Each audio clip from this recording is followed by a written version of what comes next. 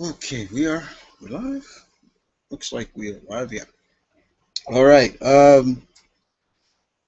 Evening, guys. Wherever you are, it's evening here on the East Coast. Whether you're on the West Coast, it's evening, but it's a little bit earlier. Whether you are in the other countries that I have many friends and followers in, thank you for staying up late. Uh, for my main channel, guys, the live stuff usually come right out of the blue. I'd never want to really tell anybody about like it's coming or give it. I just do it off an impulse. Like, yeah, just get somebody to talk. So I just was like, okay, let me do this. Surprise everybody. Yeah, I'm sitting on my bed, so don't mind me. But I'm here, guys, because I did this for Marvel, where I just talked all about Marvel and things like that. So I was literally just saying to myself, you know what? I should do a live talk with, for the other side of the track, DC. Uh, Now, yes, I am a DC fan. I'm a Marvel fan. I'm not either one. I like them both. I like them equally. I think they both have their good things and they have their problems. There's nothing from each company that they're all there's nothing bad about any of them. And I'm here to talk all about DC. I'll give you some of my favorite DC heroes, heroines, villains. I'm gonna talk about the DC news that's been coming out so far, uh, whether it's comics, TV, you name it. I'm here to talk, and I'm also here to answer your bestowed questions upon me as well. So don't mind me, but as of right now, I need something to drink so my mouth doesn't get too dry while I'm speaking. So I'll be right back.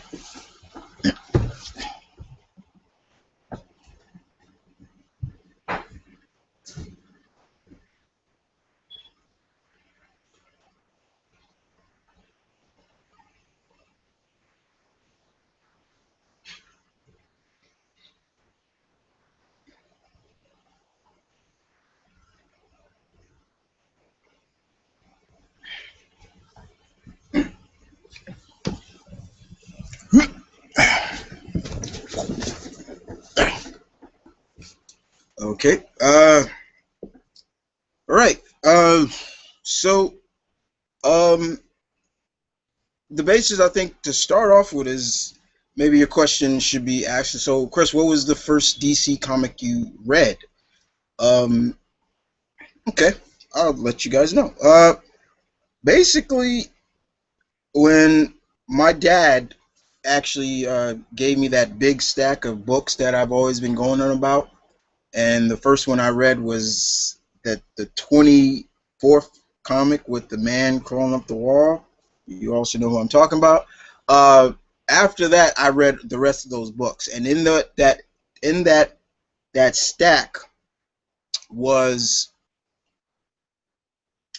a Justice League comic actually, and so I can't remember who was writing it back then. So but it was a Justice League comic. I definitely remember that it was a Justice League comic, and that was the first that I read, and then I read the Batman that was in there, and the Green Lantern that was in there, and those were the few that I can remember that was in that stack. Justice League, a Batman, and a Green Lantern, and it was Hal Jordan Green Lantern. Um, but besides that, guys, I do love DC Comics, and but the fact is, a lot of my top 10 or favorite DC heroes are heroes that you probably some people don't know about or just don't get enough shine, or you may look at them as just being they're mediocre characters, or they're just lesser known characters. Why do you like them so much?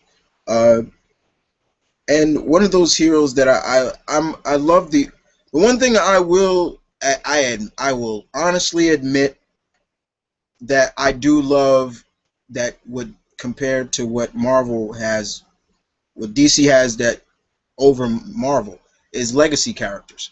A lot of characters are Golden Age heroes, and they are the same, same character. For example, you have the original Flash, Jay Garrett. Then you got Barry Allen, who was like the Silver Age Flash, and then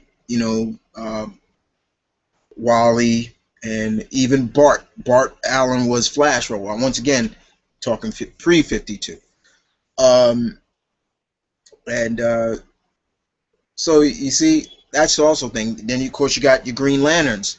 You got Alan Scott, who if you looked at him and you said Green Lantern, he doesn't even look. It would throw you off because yeah, he did not look like Green Lantern. But then go Silver Age, then you get Hal Jordan and the rest of the Green Lantern Corps, and John and Kyle and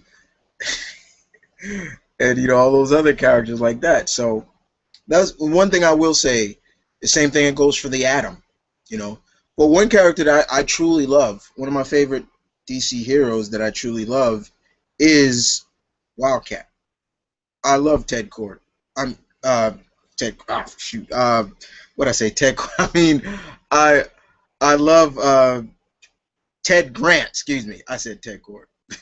um, love that character. This is the guy who's he's seasoned, but he's experienced, and he has trained various DC heroes and heroines in the DC universe in the art of boxing or whatever, even including Batman, including Dinah, Black Canary. This guy is just so good. He doesn't even have any powers. He's just straight up grit, and he's a boxer. And if you read his backstory, you can understand a little bit of how you could really understand why he became Wildcat.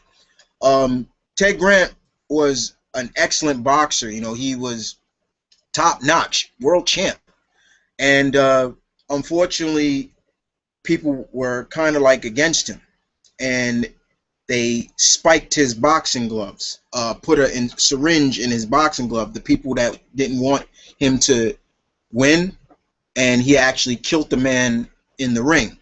Until later on, he found out that it was a syringe in his boxing glove. So to clear his name, he donned that costume that you see that he had to clear his name. And that's usually how it always goes. And you got to remember the time that this comic came out. So, but to see him where he was, and I'm talking pre-52, it was really good. So I really enjoyed that. I really enjoyed Wildcat. And I love how they depict Wildcat on the animated circuit. You see how they depict him like he's this seasoned vet that is so good, but and he gets respect by the new generation of heroes. I love that. I mean, what was the first time we saw Wildcat animated? Was that episode of Justice League where he felt that he was being misused, even on the Justice League, like he just was there to train. Instead, he felt that he was useful to not just this generation, but to the next. And what did he start doing? He started fighting in the underground circuits with roulette. And I thought that episode was really good. I mean, he fucked Ollie up. I was like, yeah, that's pretty much how it would go in the comics period. I mean, he would seriously fuck Ollie up. I mean, Ollie's good, but he's nowhere compared to Wildcat. So yeah, Wildcat's one of those characters that I love. I love him. And am I looking forward to seeing how they would pull him off on Earth 2? Yes, and I think Tom Taylor would do a good job of doing him. But once again, you guys know how I feel about the New 52. I have a love-hate relationship with it. More hate than love. So things like that. So I will go to answering one of you guys' questions. And matter of fact, I answered 2 questions. Before I go into another subject, Maybe I hit you with another one of my favorite DC heroes, or ask you answer something that's been going on now. So let's see what we got here. If you don't mind. Sorry. Wait, let me see. Hold on. All right. All right.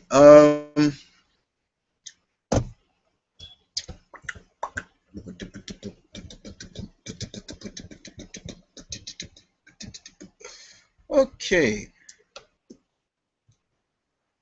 Hey, Chris, how are you doing? I'm fine. Spawn. Hey, kid. Oh, well, this is spam, but I can't. I can see it. Uh, any new videos you put up lately? Yeah, I have put up a new video just not too recently. Well, I put up a few videos here on my main channel. I put up an opening for Chronicles of the Web. That's a segment that's coming next week, which will have me reviewing comics again back on my main channel. I don't review comics on my main channel anymore. I used to, but I don't. Chronicles of the Web will be all about Spider-Man, nothing but Spider-Man, classic Spider-Man comics. Uh, and I'll be reviewing those again. I also put up the latest versus match with a twist, which is basically it's who would you prefer to be? It's between two characters. Between would you want to be the next Robin or the next Speedy? And recently I just put up another issue of the what would they think like series. This is a series where I take what one character would think of another character, and this was episode 6. I haven't done one of these in a while. The latest one is what would the Shadow think of the Man Without Fear, Daredevil. So you check those out if you need be. But let me see what some questions you guys have. I know there's some. If I have to go to the page, I will. But okay. Alright. Right. Time for me to check out. Looks like I gotta go to the channel, I see. Alright. Sorry, guys. What do we got? I'll compute on YouTube. God damn it. Alright. Here we go. Let's see what we have here. I'll start with the first questions that were posted. That's how I always go, guys. I don't like to skip around. So I'm going to go with the first question. If you hear the echo, that means I'm on the actual... Alright. Yep. Sorry. Okay. Mute that. Let's mute that for a sec. Alright. Let's see. Come on, questions. I know you're there. Don't fool with me now. Okay. Alright. That was, yeah. I answered the Spawn's question. Like I said, I'm fine. Alright. Omnitron. Let's see. Omnitron, since he's always here, I always do this for fun with him. Alright. Come on. Big chill. No, I'm just messing around. Yeah. Big chill. No, I'm just messing. Okay, so you asked me, do you think the CW is trying to make its own alternate DC universe without Superman or Bruce and Clark? Without those two, they have Ollie as Arrow, kind of filling the Batman role, and they'll even use the villains like League of Assassins. So who do you think will fill the Superman role? Green Lantern or maybe Captain Marvel? First of all, thank you, Omnitron, for not calling him Shazam. I hate that name. Shazam is the wizard, not Billy. I hate it. I hate that. I kind of see it like that, like I did when I talked about. I had a couple of guests and we talked about the Flash TV series trailer. It kind of seems the sense of they're trying their own thing. They don't want this kind of connecting to the supposed DC cinematic universe. And is that a bad thing? I don't look at it like that. I think it's a good thing. Do I feel that, quote unquote, let's call it this, the TV universe, do they need Batman and Superman? No, they don't. As reference, maybe it'd be cool to hear like talks of hearing somebody say, I've been hearing stories of some giant bat in Gotham City, or have you been hearing about this god, this flying god, with you know in Metropolis or something like that? That'd be cool. But I do seem to think that Ollie kind of fits the Batman role, and it kind of almost seems like Wally in is kind of may fill that role of Superman, being the superpowered hero in a sense. That's just the way I'm looking at it. It could be that way. It could be. It could be in a sense. You look at Ollie being the good hand-to-hand combat. I mean, let's face it, cinematic Ollie. I mean, TV Ollie is a lot more hand-to-hand bat inclined to his comic counterpart. He can fight without that bow, without it. He's a triple threat, or so to speak. He's kind of like how I always talk about people that always criticizes Captain America, saying, "Oh, he can't do crap without that shield." That's bullshit. Bullshit. So that's the same thing. Okay, and I mean, let's face it. We saw that Steve can fight without that shield, and once again, I want to thank the brothers of who directed, Captain America: Winter Soldier, to prove the showcasing those people. Like, yeah, you can fight without it, but once again, it segued into Marvel. Not supposed to. So let's go on. But as for Green Lantern, uh, maybe. I think maybe I would assume that he stayed. Green Lantern, I think, should stay cinematic wise. I don't think he should go TV wise. If he does, you can tell right there the cheese factor is going to be there. I mean, you're only going to get so much of the. Let me turn. Uh, you're only going to get so much of the. You're only going to get so much of special effects with the Green Lantern, from the Green Lantern aura that comes around the rings and everything like that. With the CW, they're only going to give you so much of a budget for that. Captain Marvel, I would like to see done. Actually, Captain Marvel, personally, for me, should be done small screen. I think he would work better small screen than big screen, because you're only going to get so much of the character in a 2 hour, an hour plus movie. A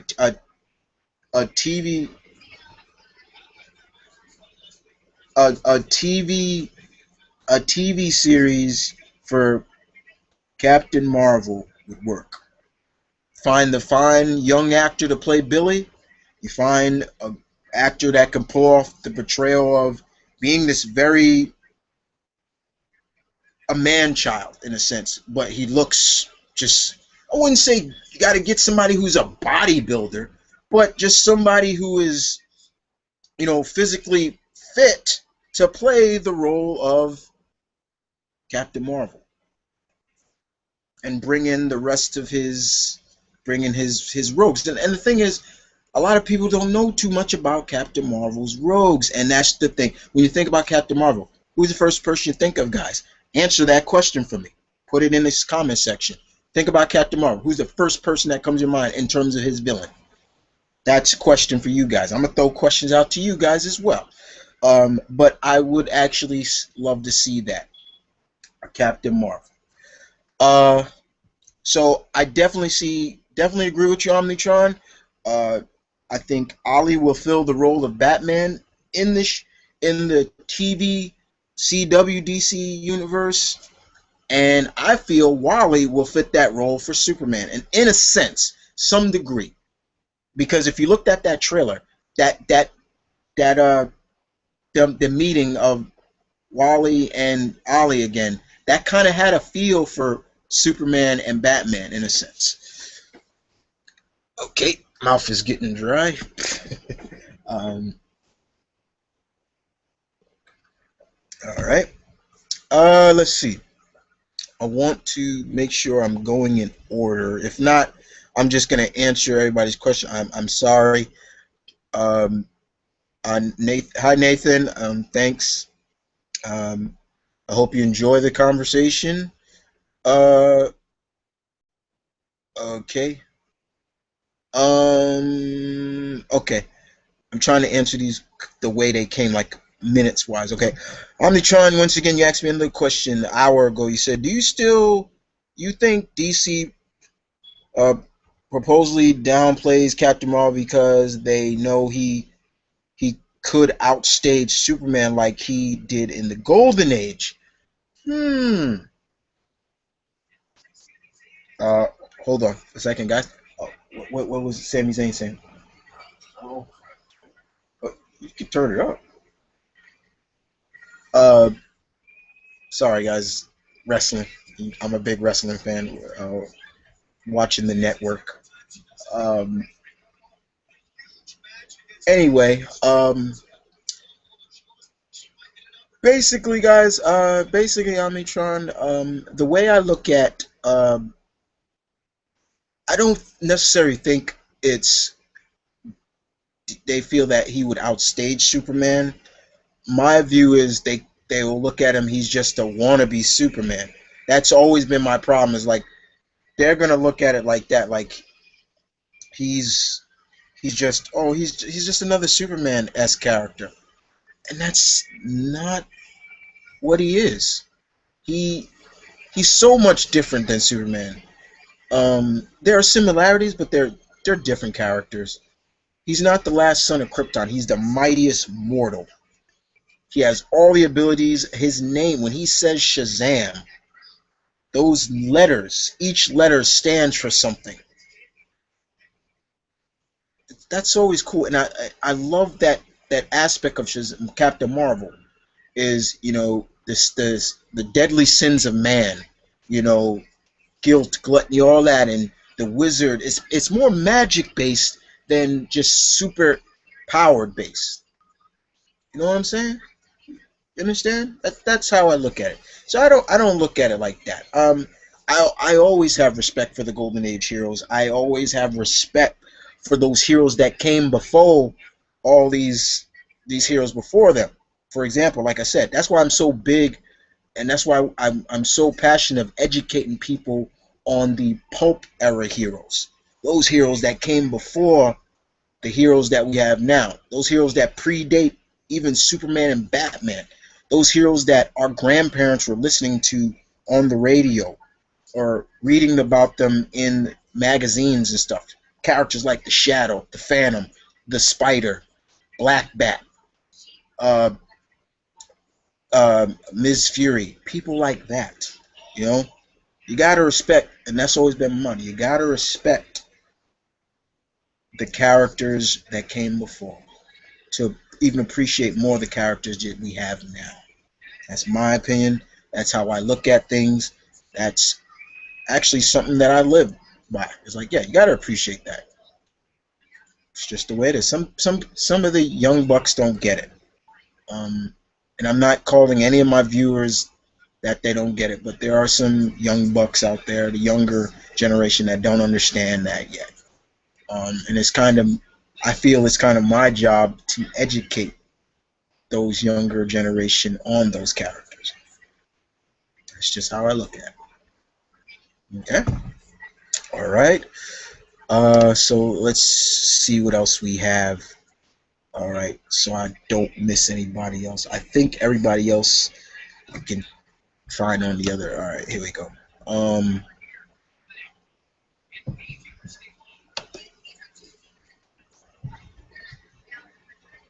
All right. Let's look at this. All right. All right. Here we go. Okay, Big Rick. Hey, Big Rick. G'day, kid. I think DC are looking pretty good with their TV shows, but I'm apprehensive about Batman v Superman, Dawn of Justice. Basically, I hate heroes fighting each other. The Man of Steel sequel should have the main focus. Okay, this is kind of a good way for me to segue into that because, like I said, the sky's the limits with this. I talked about this on my Facebook page because there was somebody that tagged me and asked me about the title for the new Batman Superman movie. What do I feel about it? I said it honestly, and I said it before. I don't care about the name. I care less about the name. It's the product that I'm worried about. It's the product that I care about. I want the movie to succeed. I don't want it to fail. I want it to succeed. I don't want it to go down in the annals of comic book movies, bad comic book movies, in terms of kind of what Green Lantern went down. I don't blame Ryan Reynolds for what happened to Green Lantern. I blame the writing. I blame that more than ever. It was poorly written. That's you can, honest to God, you can believe that. Believe me when I say that. It was poorly written. And like I said, Ryan Reynolds did not do such a bad job as Hal, but I still feel that he would not have been my first choice for Hal Jordan. Now, as for Batman v Superman: Dawn of Justice, I still think now, honestly, yeah, I do think, yeah, it should have been called World's Finest.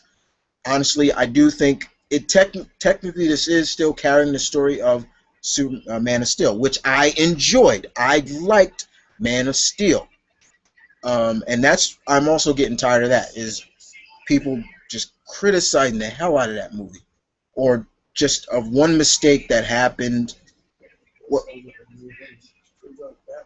That one thing that really kind of, it's like, oh, come on. But as for this, I'm hoping it's not all this Batman versus Superman thing. I'm hoping it's not. Sure, they got Wonder Woman in there, and it seems to be this is setting up for the Justice League movie. Okay, fine, that's fine. But yeah, I've always said this. I'm tired of seeing our heroes fight, but it's the old cliche when heroes meet for the first time, they have to. It's almost like that's a must. These heroes have to fight. And then they find a common gold or the common enemy. They join forces. From there, it goes on. But we'll see where it goes. Like I said, right now I'm giving it the benefit of the doubt with Ben Affleck. He wasn't my first Batman choice, but I'm willing to give him a chance again. I'm willing to see what maybe he's improved. He saw maybe what he did with Daredevil wasn't the right way, but maybe he can nail it with Bruce Wayne, The Dark Knight. Okay, maybe. But I must admit, I like the design for the bat suit. I like the design for the Batmobile. Like I said, I'm not a big fan of the tumbler. Batman shouldn't be using a damn tank. And I don't feel, and I think that this looks like a combination of my favorite Batmobile design, the 1989, and a little bit of Arkham Asylum. You saw how the Batmobile looked in the Arkham series, as well maybe a little bit of the Tumbler, but it looks more like a combination. Fine. So yeah. Um, let's see. Omega Jack Red 666. Hey man, nice shirt. Really behind in your vids. It's fine. It's always just really good to see you. You're well as always. That's fine. No problem. Uh, So I'll answer this next question, and I go on to answering something, talking a little bit about some books that DC is canceling. Um, that kind of scratch. I will say just give my opinion on it. Okay. So next question you ask, Omni Jack, Omega Jack is. I hope I got here in time to talk about Batman movies. We're not really into anything about movies yet. I just gave my on the next movie. Okay. Uh, okay. One more question. Jeremy Renfro. I hope I'm saying your name right. I don't want to butcher your name, dude. What's your thought on the Future's End and how DC says it's gonna shake up the 52? I have not been reading Future's End. I have to check it out for myself. A couple of my friends have read it. My friend Blue Goblin 01 subscribed to it. It's one of my bros, man. That's that's one of my brothers from another mother. Gabi has been reading it. He says it's pretty good. Um, I'll give it a shot. Um, Jeremy, you don't mind if I call you Jr. Do you? Just so I don't mind. I'll see where it goes, and I'll try to get back to you on it. But as of right now, I haven't read it yet. But so it's kind of cool to. It's kind of let's talk about some of this going on with the new 52. Um, DC has announced they are canceling a couple more books. Uh, and they're canceling World's Finest, which I dropped a long time ago because as much as I love Power Girl and Huntress, those are not my Power Girl and Huntress. My favorite Power Girl and Huntress, well, I should say my favorite Huntress is Helena Bertinelli, not Helena Wayne. And to me, I started falling off that book for a while because it was just like, for me, I was in a sense of where's this going?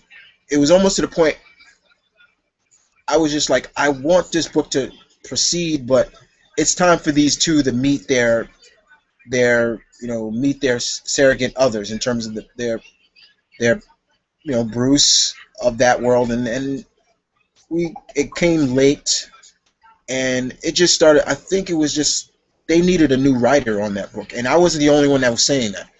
And it was almost to the point. The biggest cliche I also had was Power Girl kept losing her costume.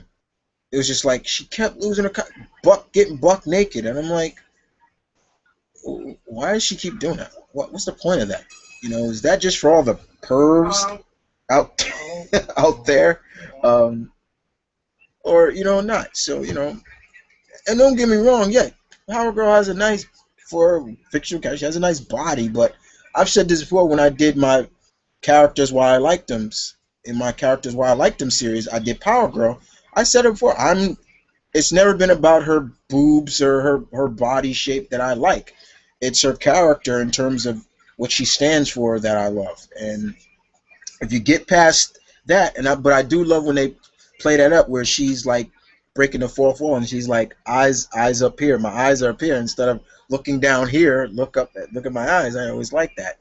But yeah, it's is what it is.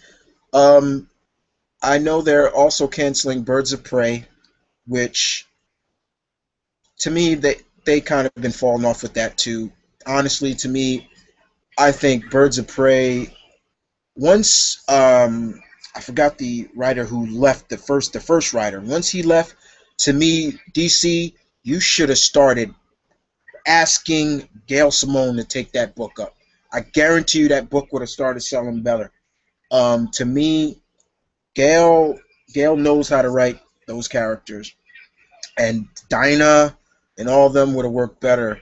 Um, Once they turned Starling to the dark side, I was like, really? Why? because I loved their chemistry, her and Dinah's chemistry. It was so good. And then they said she was bad, and I was like, "What the heck is that?"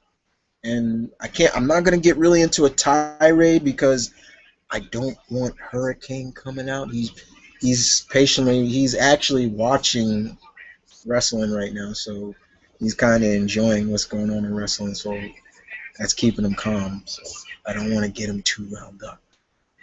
For all those who don't know who Hurricane is, that's one of my alter egos. He's a nice guy, but he's very passionate. He can get a little violent and a little bit aggressive. But the one guy you don't want to mess with is Lawrence Black. Trust me, not somebody you want to mess with. Okay. All right. So, um, so they are canceling Birds of Prey. I think Jonah Hex, The Phantom Stranger, um, and some other and those books. I don't read Jonah Hex and I don't read Phantom Stranger. I respect those characters, but I don't read them. But the character that they are canceling that I am reading is Batwing. Um, I felt it's wrong to cancel Batwing. It was really cool. I loved the character when they first introduced Batman Incorporated. He was the first Batman outside of that I was like I looked at and I was like, who is that character? The Batman of Africa. And I loved what they did with David Zambi, and they told his origin. And Ben Oliver's artwork was beautiful. It really captured the story of their first Batwing. Of he grew up as a child soldier, and you seen those news footage, and those the child soldiers of Rwanda with the big AK-47s, and you seen them use it like they're bred to use it. That's what he was. And until he met Batman, it changed his life, and he became a cop. And and then after his time was up, they passed it on to Lucius Fox's son, Luke Fox, and he took the Batwing character in a different direction. But his Batwing felt a little bit more like Terry McGinnis in terms of he was in, Batman would kind of guide him a little bit, and I liked that, and I was loving that, and it was good. And then they're going to cancel it after issue number 34. And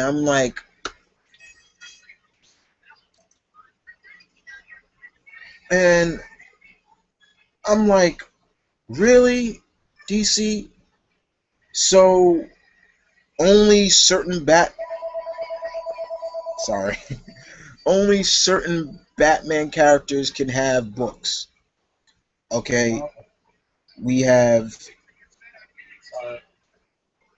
how many Batman books in terms of Batman? You got Batman, uh, Detective, Batman and series, and that's about it. Because Dark Knight they canceled as well, and then you got Batgirl, Batwoman, and I think they canceled Talon. Talon got canceled, which I was reading. I was liking that too. But yeah, it's just kind of hard. It messes it up. It's like that broke my heart to see Batwing was on that list. I kind of gave up on Birds of Prey a long time. As much as I love Black Canary, I was like, it's bad. It's sad to see that they have this great character that she is, and the roster is, and then you know, and from what I read, I believe Batgirl betrays Dinah in that last issue. I'm like, really? That just screwed it up for me. I'm like, okay, but yeah, it's sad. It's sad to see that DC continues to cancel more books. I think they've canceled since the first wave. I think 30 something books already, and that's really sad. Um, Whether it was the number of units that are being sold, who knows? But as I always say, we want these books to succeed. You're like, oh, why is this character? You got to support it, and sometimes, sometimes that's the sad part about the comic industry is like as much as we want these characters, it's got to have something that's going to grasp us. And with Birds of Prey, they were changing stuff too drastically that wasn't needed. Really, too fast, in my opinion. But as for Batwing, yeah, that broke my heart. I'm like, oh, come on. Um, let's see. So let me go back to some of your questions. I'll move on to all right. Let's see. Let's see. Okay. Omnitron. Now, come on. Way big. um, I always do that with Omnitron, guys. I do that with him all the time. Um, okay, if DC lost the rights to Superman, like they came close to during the Seagal and Schuster lawsuit, who should replace him in the DC universe? Uh, um, if DC lost the last son of Krypton, the the godfather of the superpowered heroes, it's not the godfather of superheroes, it's the godfather of superpowered heroes. Um, Somebody to replace him in terms of that role, I would literally want it to go to maybe. I would probably say Captain Marvel or Wonder Woman.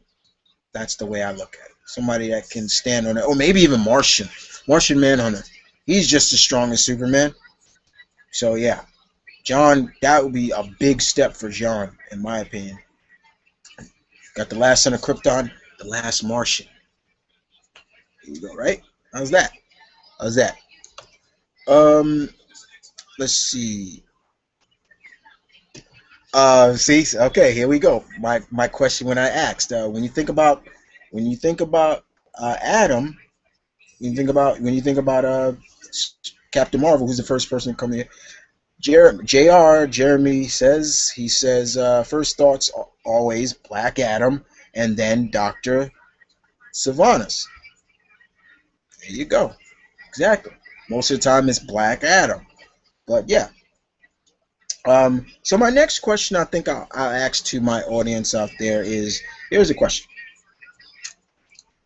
Let's take, in all honesty, if these two were to sit down and talk, what would this guy? This is a DC and a Marvel character actually. So what would Thor think of Captain Marvel? There you go. Now we've seen these two fight. Thor came out the victor, but I'm not a big fan of my DC versus Marvel trade is up on my bookshelf up here, but I'm not a big fan of that. But if they were to just to sit down and talk, what do you think Thor would think about Captain Marvel? That's my next question for you guys. All right. Uh, 22. Okay. See, here's the next one. Black Adam is the first one I think of. Once again, see. Uh, um, Omnitron. Once again, here's another question. So let's see. Uh, Come on, Jet Ray. Yeah. Um, you asked me, do you think Jonah Hex could get his own show like an AMC? And what version of Jonah Hex would it be? Where he's a straight up cowboy bounty hunter or a monster slayer?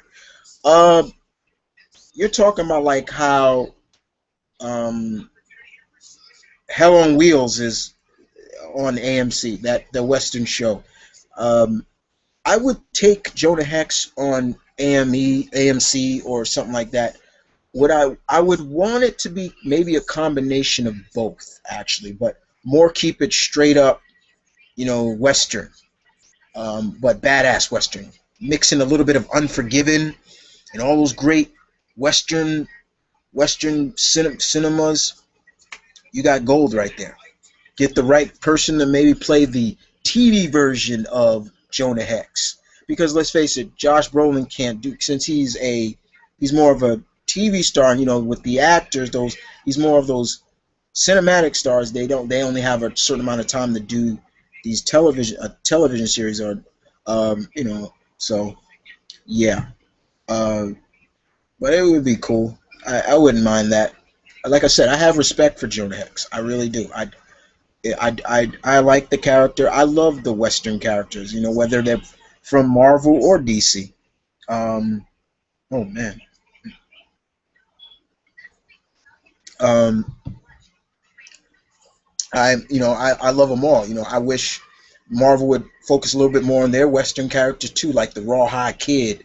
Those characters like that. I love those characters. Those characters are cool to me. I'm like, yeah. You got the fact that back in the days in Marvel, yeah, they were Western characters. That's why I'm so big with characters like Lady Rawhide, Zorro, the Lone Ranger. I love me some Lone Ranger. I still have not seen that last movie, and I'm kind of scratching if I should, because all I keep hearing is bad things. But I always have to check it out for myself to give my own opinion on it. That was the same thing how I felt about when um, I heard people talking about Carter, the John Carter movie, and I was like, you know what? I'm gonna watch this for myself. Let me see. Watched it on Stars, and I was like, it wasn't as bad as everybody said it was. I'm a big fan of John Carter. I know about the Princess of Mars, and all those characters, so I'm like, it wasn't that bad. It could have been better, but it wasn't that bad. And I more feel bad for Taylor Kirsch than anything, because that year that movie came out, he had debacle after debacle in his movies. He was in that movie, failed. He was in I think he was in Battleship, failed. It was like, man, like he can't catch a break. It was like, I felt so sorry for him. Um, uh, Hello, Chris. Phew, finally matched the timeline. Hey, HH. Let's see what else we got here. Somebody asked me, okay, top five Joker portrayals. Um, I don't even think I can even say in terms of, you're talking about TV, you're talking about just overall, because if you're talking overall, then I'll just go it like this. But um, all right, look, I can't really say, because cinematic wise, we've only seen two people play it. If you're talking about certain other ones, but if it's between Jack Nicholson and Heath Ledger, I don't compare the two. I never compare those. I never tried to, because both brought their own version of the Joker. Mr. Nicholson brought that version of the Joker that was right around the time of the 80s. He was kind of like that maniacal killer, but he had that sense of humor, and he jokes about everything. He found it funny, and I still till this day, when I watch that Tim Burton movie, I can still watch Tim Burton movie. I laugh at it. I laugh at anything Jack Nicholson does in that, because it's still funny to me. It's like that stuff is still like when he shoots Bruce, and he gets all up in Bruce's gets in Bruce's face, and he's just like, never rub up in that man's rhubarb. He just starts laughing. I'm like, what the hell? It's just so funny to me, you know. And Heath Ledger's Joker, God rest his soul, he brought something to what was that Joker of the now, is that more darker, edgier Joker, The funniest thing to me was like he was always licking his lips, and I was like, why does he keep doing? And then you see he had scars, and I'm like, okay, but you remind me of my father, and I'm like, I hated him, and I'm like, oh boy. Um, he, what the hell? he was he the thing is, and then you got Mark Hamill who portrayed the Joker in the animated stuff. He will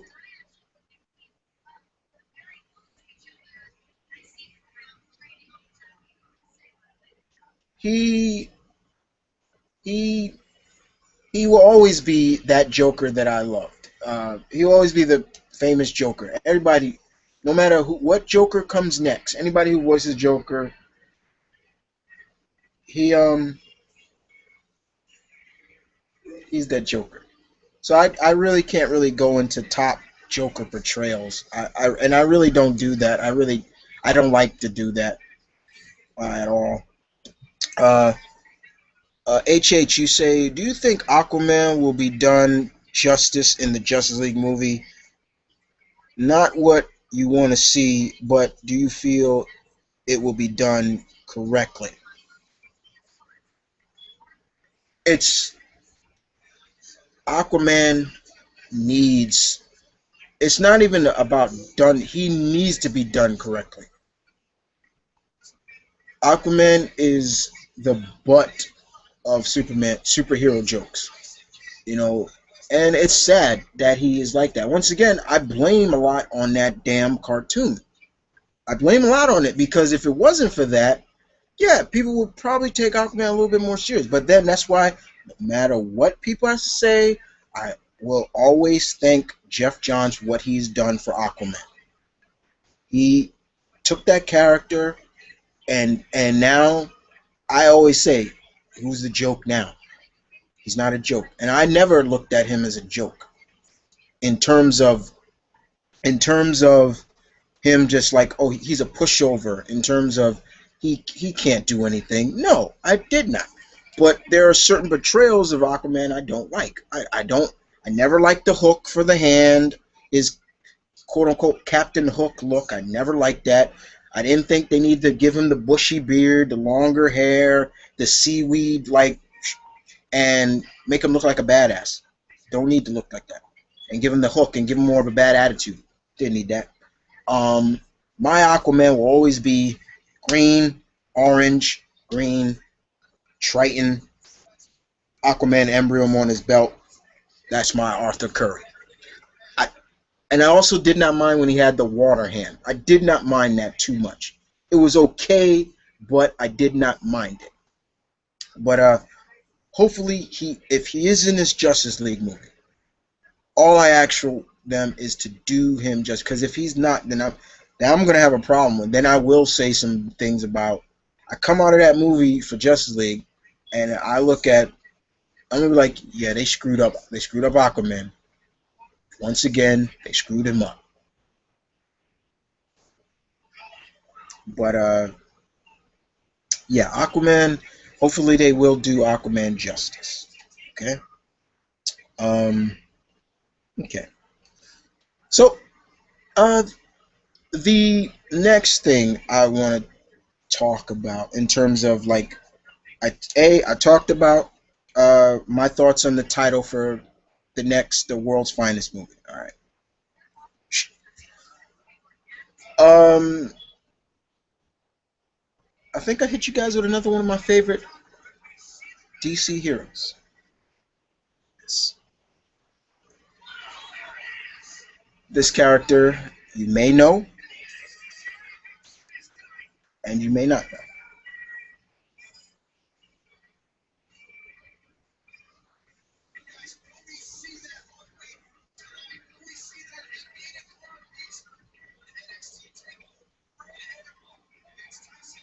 Mr. Terrific.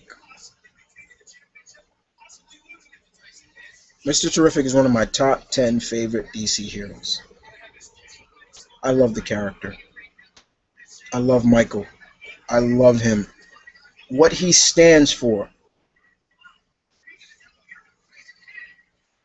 It's almost to the point now I actually might want to get that tattooed on my knuckles. Fair play. Because I love that slogan for him. Um Now the original Mr. Terrific, the Golden Age Mr. Terrific, and then there's the current, and then there's the newer, then there's the second Mr. Terrific. Basically, Mr. T and got his he doesn't he well he got the notion of becoming a new Mr.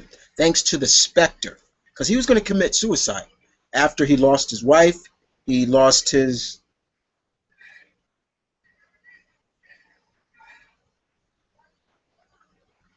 he lost his he lost his brother who was autistic, and after he lost that, it's like it was felt like it wasn't fair. That's where all that fair play came from. That's why Mr. T fights fair. Every all that he I love that, and I love the fact that he built his own company up. He's great hand to hand combat. His T spheres, his T spheres, great. I love the T spheres that fly around him and things like that. They can be defensive or offensive.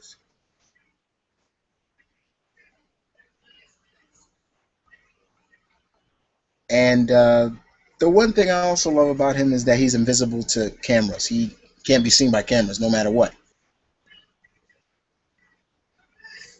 I love it. I love Mr. T. He's a good friend of Batman's. I'm hoping they do some more with him in the New 52, because now he's on Earth 2 now. I don't want him to kill him off. I love Mr. Terrific.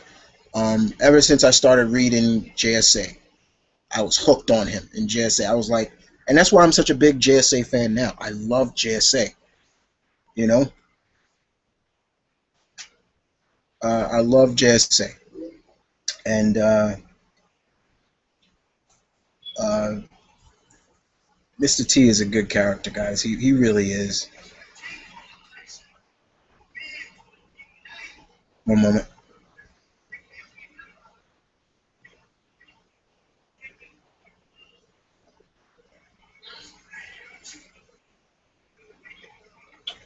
Oh, really? Man, he cut. Whoa! I can't believe Agent said that. Man,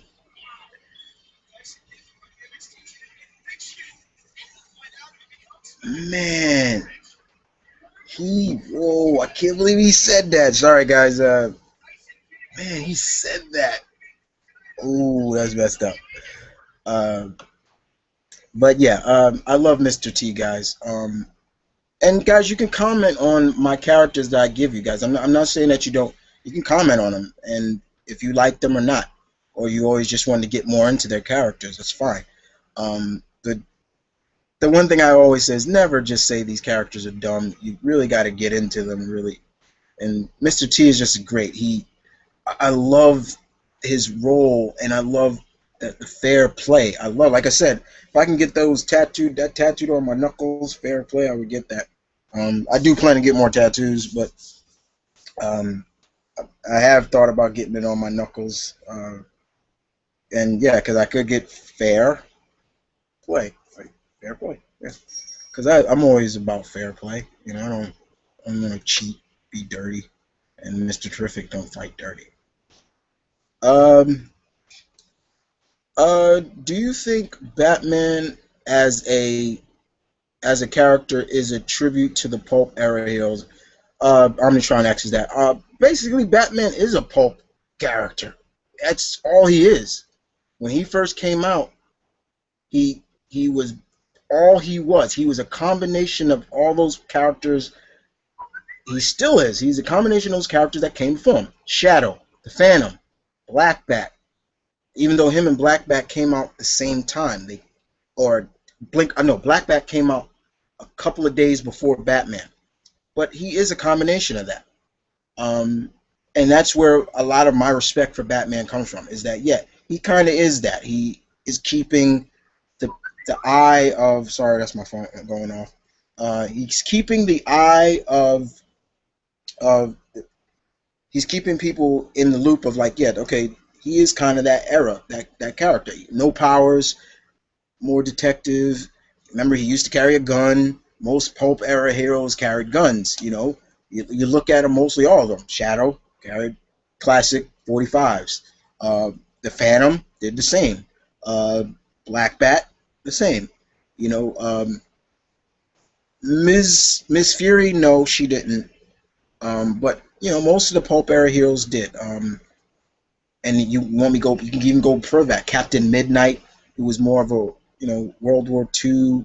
He was during World War II, and Dynamite. And no, not Dynamite. Who's doing Captain Midnight? Dark Horse does a good job of bringing this classic character into the modern era. They're doing a good job with that character. Um, so 22 SRS 22. Do you think uh, BVS would basically be Dark Knight Returns? I hope not. I don't want it to think like that. I think it's more going to carry um, more of Man of Steel, the story of Man of Steel, because they've said already that Ben Affleck's Batman has been Batman for a long time already. He's already seasoned. And what I look at this is more like he's the way I look at it, this does have ramifications of what happened in Man of Steel, and he's kind of cautious about, Clark is, and maybe more like him. We don't know, and hopefully Gal Gadot and all of them will do a good job of portraying Diana. She's another one that I'm going to be looking at very, very carefully because to me, Henry Cavill sold me on Superman. I'm like, at almost to the point, there's almost a point of me, and I'm going to make this perfectly honest. I know Henry Cavill's not listening, but if he was, this is the same thing I would tell him. After watching his version, after his portrayal of Superman, that part of me that that loved Christopher Reeves so much, and I still do, I was finally able to kind of put that guy to rest and say, there you go. There's the next Superman to carry the legacy. That's how I look at it. Now, if the gal has a lot to prove to me, does she have what it takes to carry on a character like Diana Prince, Princess of Themyscira, Amazons, the godmother of superheroines, Wonder Woman? And I don't want to look at it like that, but I think a lot of people are. But if she succeeds, then DC, Warner Brothers, start that Wonder Woman movie because she deserves it. Okay. Let me see. Which Batman movie was your favorite and why? Uh, Omega Jack Red, actually. Oh boy. How far back do you want me to go? Because there were Batman movies in the '40s that I've seen. They're not so good now, but I guess those are excluded. Um, so I guess you're talking about from '89 and up. Uh,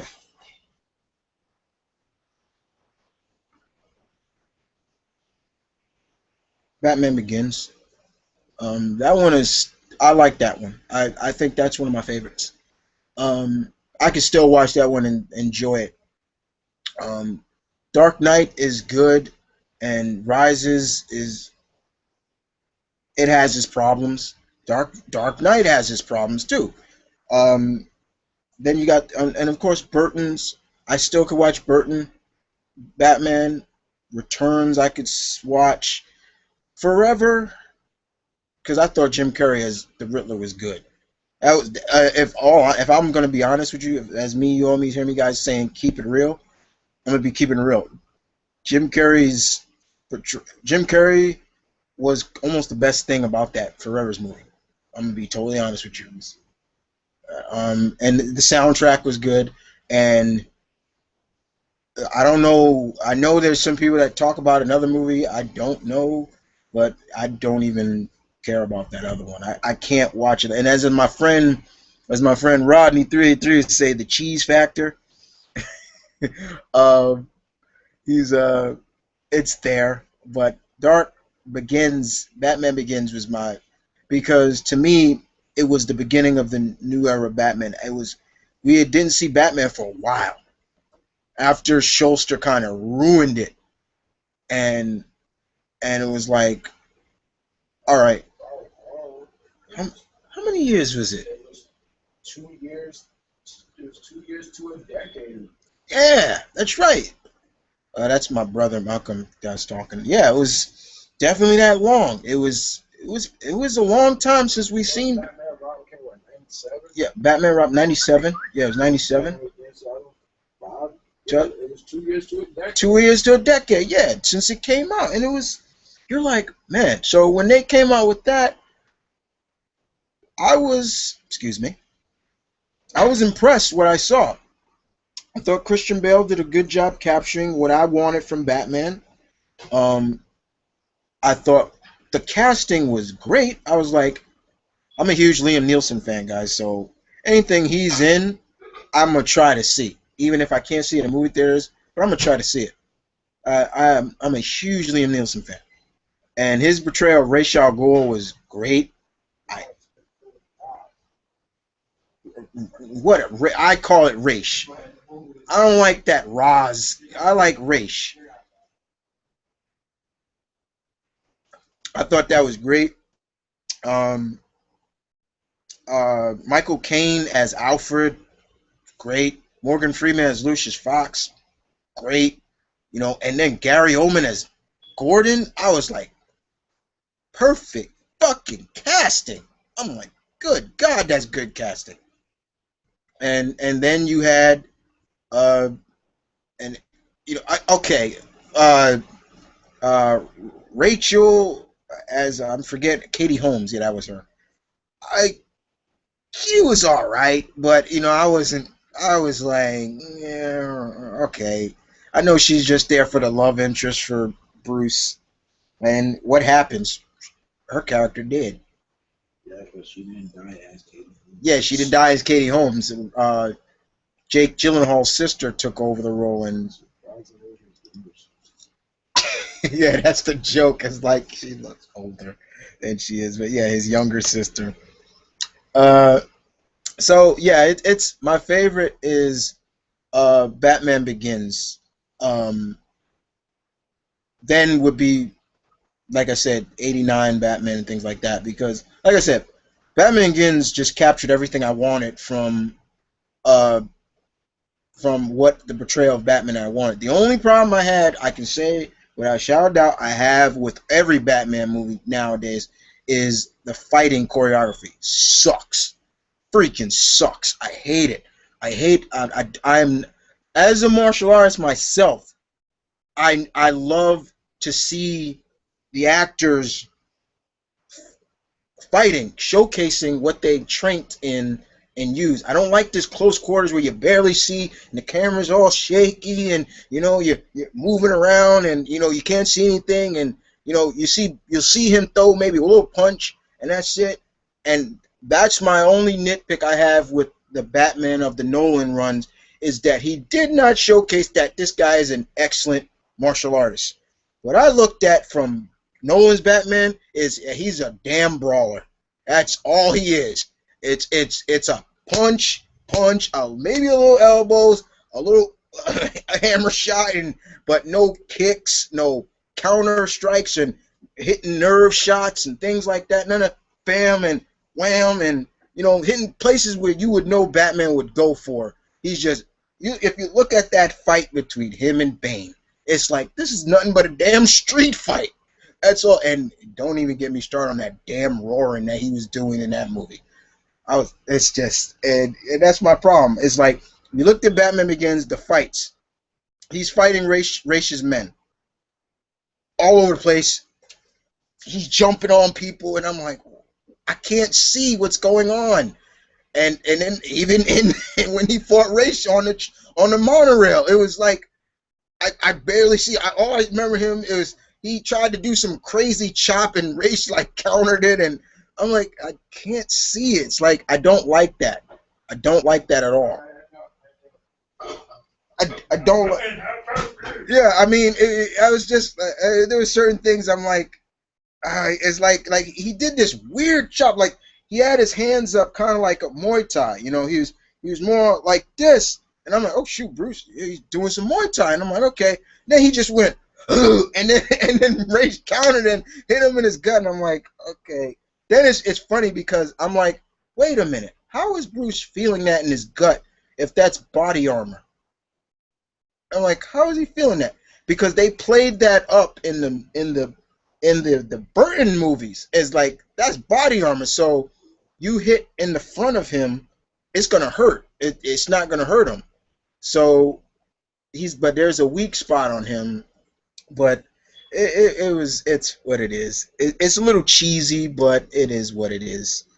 Um, Omega Jack, you say should they make a make Deathstroke a movie? I don't know. I'm not sure about that. I mean, honestly, Deathstroke's Slade Wilson's a great character, but to me, Manu Bennett, he nailed that character. You cannot question that he did not nail that character of Slade Wilson. Even though, yeah, he looked like Big Boss, but he nailed it. But I don't see him getting a movie. I don't. I really don't. It's even to this point, I still don't see the main man Lobo getting a real movie. It's like, yeah, Lobo's an anti-hero. I get that, but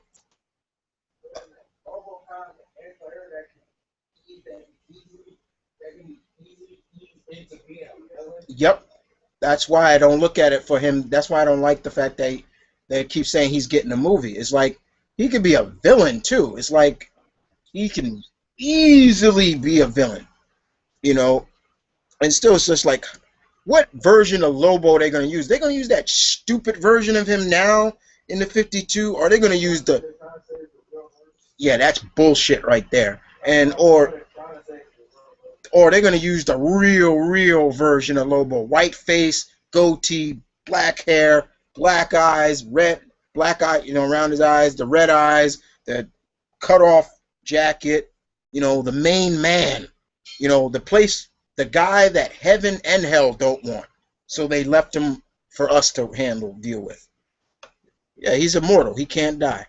Heaven don't want him. Hell don't want him. That's saying something. Both places don't want him. If both places don't want somebody, that means they must be pretty bad. So let's move on to the next. I'll move on to some more questions. Zero Year has been my least favorite Batman story arc. Yeah, I've said this personally to everybody.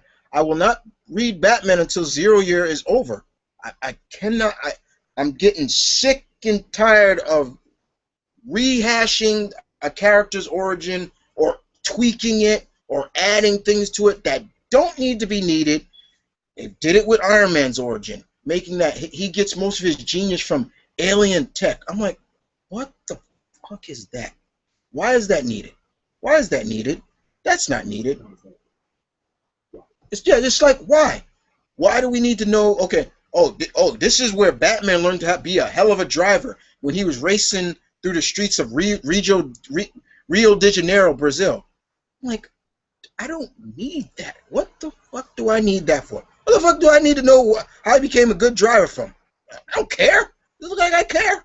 I don't care. All I need to know is 8-year-old boy witnessed his parents get shot. I was like, why are you trying to add more to his bio? Yeah, why are you adding more? It's like, we know what happened. 8-year-old boy saw his parents get shot. That was tragic enough as it is. That rest is history. You don't need that stuff. It's like, that's tragic. Can you imagine? You can only imagine, personally, some kid out there that probably happened to. The psychological problems that kid must have. At that young of age, witnessing that? Come on. I mean, even now, even older, yeah, it'd still be tragic. But kids, it's different with a child. So I don't need all that adding how he became a good driver and all that other stuff. I'm like, man, No, when no, first I gonna say, I never even questioned how Bruce even was a good driver. I never exactly, even questioned his driving. exactly. Like, how you become a good driver? Yeah, like I have never, ever after 20 plus years of reading Batman, I have never questioned how the heck is this guy such a good driver. I ain't never questioned that, and I don't need to be seeing it. I don't need to see that. Okay, the only things I would, yeah, what I always watched is how he became such a good scape artist. We got to see that, and that was before the whole 52. But that makes sense because that's a key, Yeah, as a key trait to exactly, his character. exactly. That's a key to his character. How he's able to vanish and disappear without people seeing him. How he's able to move like through the shadows and nobody's seeing him. Things like that. That's what I don't mind that. But when you start getting into where he learned to be a good driver, how he learned to be a good pickpocket, and where he learned how to read lips and stuff, I'm like, I don't need this. I don't need that. I don't need it, and I don't want it. So until 0 years over, okay. As a Power Girl fan, you talk. This is Omnitron talking here. As a Power Girl fan, I was excited when I heard the rumors of Power Girl TV show, but I haven't heard anything else about it. Uh, about it other than the first rumor of it happening. If they did do a Power Girl series, basically, uh, crap. There's more. I gotta go on to video to see it. Let's see. If they did a Power Girl series, um,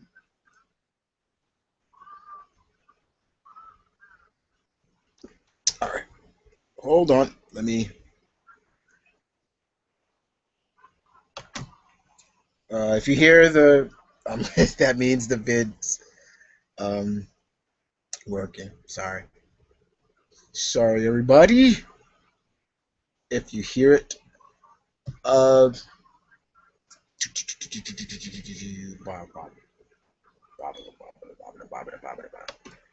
I'm trying not to. All right, all right. Here we go. I'm trying to get back to your question, Omnitron. So, and don't worry, guys. I'm gonna get to everybody's question. I try not to leave everybody's question out there. Um, what the heck is that? Is that your friend? Oh my God, it's the dude. What the hell? Um, let me see. I'm sorry. Hold on. I'm just trying to get back to Omnitron's question. I saw it. Okay, here we go. Um, God damn it, shut him up. Okay, stupid. Uh, okay. If they did do a Power Girl TV show, how would you like to see it done? And if it didn't happen, should it be connected to the Arrow universe? All right. Would I like to see a Power Girl TV show? I cannot lie. I am a fan of Power Girl. I love the character. No, I don't just like it. I love the character. She's one of my favorite DC heroines. Even though she is from another Earth, she basically all Power Girl is Supergirl grown up. Uh, what the heck? Anyway, um, I wouldn't mind seeing it, but I don't think it would work. I don't say it would. I don't. First of all, I don't want it done like Smallville, where she's just knowing her powers or just trying to.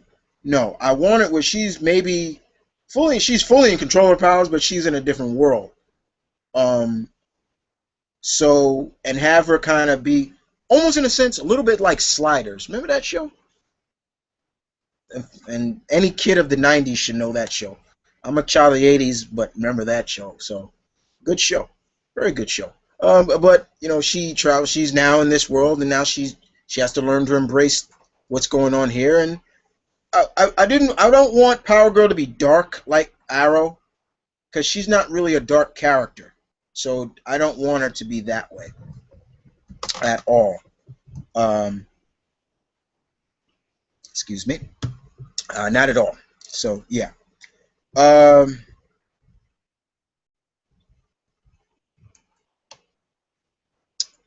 so so yeah, that's my answer to that, Ami. Um, I'm trying to get to everybody. Okay, here we go. Here we go. All right, almost done with the first half of questions, and then I got 28 more. Oh well, here we go. I hope you guys are still with me. All right. Uh, HH, you say, which character has improved in the 52 universe according to you? Oh, that's a good question. Aquaman. There you go. Hmm. Yep, Aquaman. Omega Jack, you say, what are your thoughts about Batman Arkham games? I love the games. Love the games. I have the first two games. I have not. I honestly, guys, I have not bought a new game in years. Really, being honest with you, I have not. I hear the last one is good, but it has its problems. Um, and the main problem was the fact that who the real deal villain was, and that was my biggest problem. You know, I wanted to know what it was. I was like, who's the main villain? I was hoping it was Black Mask. I'm like, yeah, keep it Black Mask. And then I heard who it is, and I'm like, what the? I'm like, come on, like really? So with this next game that's coming out, I'm hoping it's good too. But I enjoy the games, and I'm hoping that we see more besides just him with video games. I mean, the Arkham way of doing the way they did the Arkham series, they could do Arrow, just Green Arrow, just almost similar to that. Different arrows, best Joker stories. Too many to even describe, but the one everybody should know it. Long Kiss Goodnight, you know. But yeah, I like Joker, guys, but he's not my favorite of the Batman villains. Actually, believe it or not, he's not. He's not my number one favorite Batman villain. Even though he is so connected with Batman. When people think Batman, that's the first character they think of. For me, my favorite, number one favorite DC villain is none other than Mr. Freeze. Because A, pre-52, I hated what he was doing, but then you can kind of understand him. And he was the tragic villain, excuse me. He's a tragic villain. You wanted Batman to stop him, but it was like you want him to stop him for his own good. Because his vengeance, why he's doing it is vengeance, but he's, what's that old saying about vengeance? It's blind. And sometimes that's how it is. Poison Ivy's I love me some Ivy. I don't care if she's a villain or anti-villain or not. Love me some Ivy. Is Joker in my top 10? I would say, yeah, he is. But he's not my number one favorite Batman villain out of his rogues. Not at all.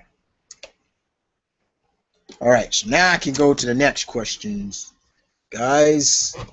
And what? Let's throw this question out to you guys. All right. I thought since keeping it DC, I'm trying to keep it all just DC. Who is your favorite? Your number one favorite Batman rogue? Yeah, there you go. I'll be looking for your answers to that. So before I move on to the next questions, let me talk a little bit more about what's going on in DC. Another Injustice, Gods Among Us. There's the next game coming out. Enjoyed the first. From what I played, it you could see the Mortal Kombat-esque feel to it. The story mode, that's great. And you can see Ed Boon and all of them have a lot of fun with this. See, now he can do that stuff. It's like, okay, yeah, this is strictly this and that. But hearing that, yeah, there's going to be another God Injustice, and they left some notion, which is fine. I'm like, all right, bring out the next one. Who are we going to get in this next one? I'm looking forward to seeing what that are in it instead of just downloadable content. Yes, there's going to always be downloadable content. Sometimes the DLCs are there because mostly because the designers they weren't able to put it in the game in the first place, so they leave it. It's the same thing. They put it and they leave it for downloadable content to be added in, and that's fine. Meaningless downloadable content I'm not a big fan of, but meaning content I'm fine with. But hopefully we get more characters in this one, and more playable characters than more downloadable characters. More characters that need to be pushed out there. Of course, you're gonna get, the familiar character, lesser known. I'm always about lesser known. Always about that. If you got lesser, you gotta. I've said it before earlier in the video. You gotta respect the characters that became before. Even respecting the lesser known characters gives you more appreciation for the characters that we have now. The more familiar characters. I'm always about that. And that goes for both sides of the track. DC and Marvel. Okay. All right. Let's see.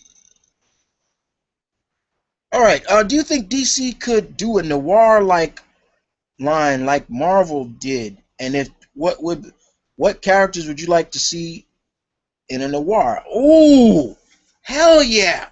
I would love to see DC Noir or something, or maybe call it something else.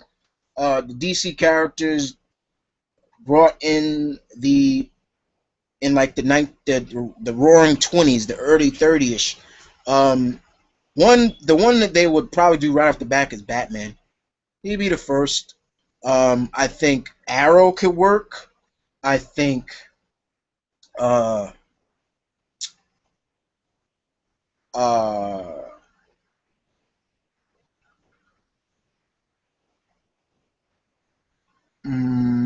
maybe Aquaman.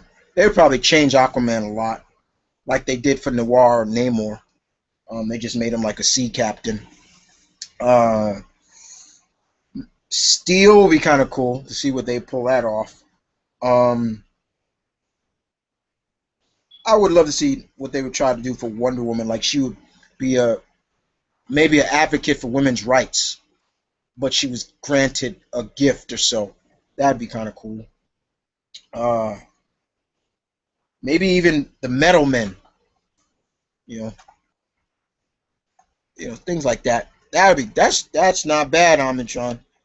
I would love to see other people answer that question. Definitely. Big Rick. Good. Got to go. Might come later. Don't know. Oh, bye, Rick.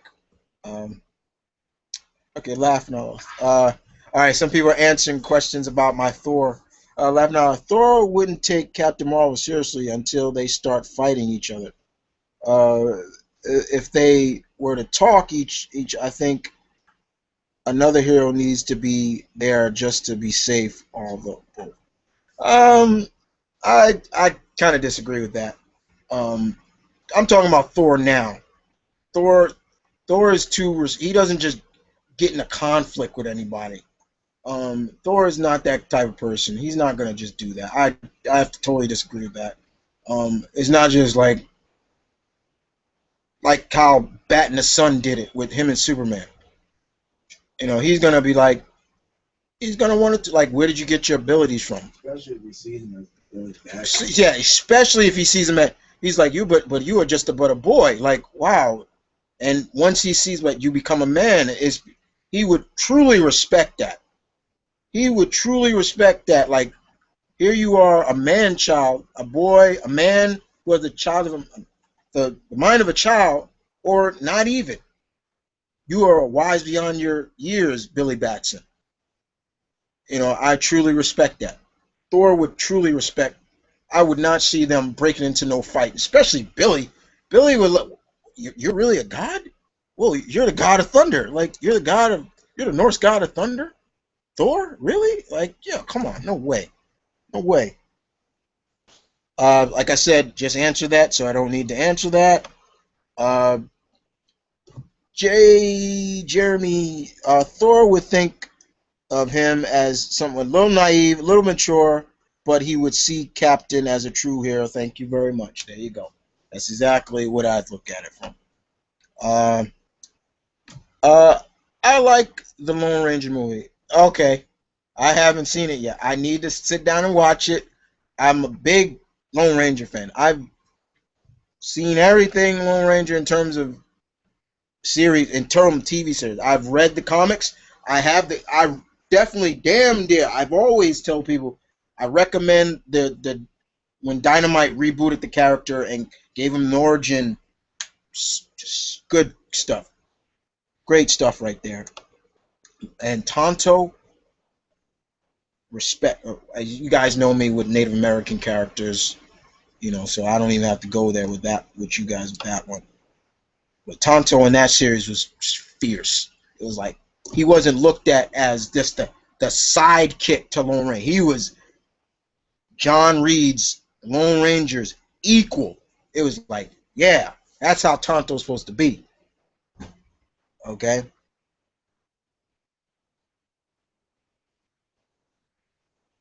Not even going to answer that because that's not a part of all DC. So, not going to answer that.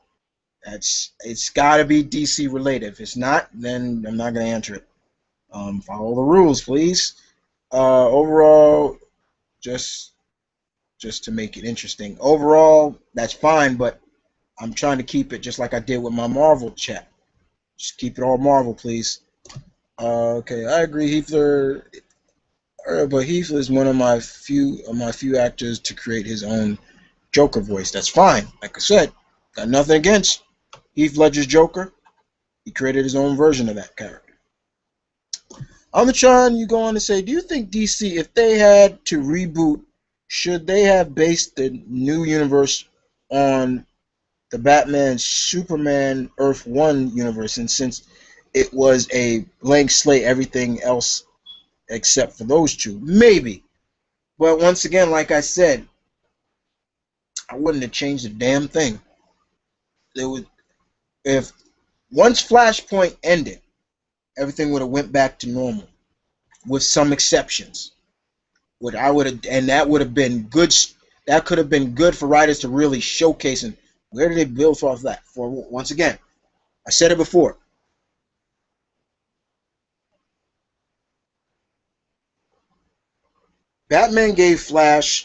Flash gave Batman that letter from Thomas Wayne, which, if you looked in the DC 52 now, Bruce still has that letter in the Batcave. It's like, huh? Okay. But here's what I would have did. After the Flashpoint, things would have happened. We saw in that universe that Aquaman and Wonder Woman were betrothed. They were going to get married. And their people were at war with each other. That would have been good storytelling that they could have played off. Like, they would have remembered that and would have been like, I would have had it where people were like, okay, whoa, you know what? There could have been a different, or maybe a stronger relationship with Aquaman and Diana. Not in terms of making them lovers, but just they would have had a bond that would have been like really unbreakable. Now, they would have remembered, and that would have been good to see. Maybe we could have the Atlanteans and the Damascarians or the Amazons. Their bond would have been like that now.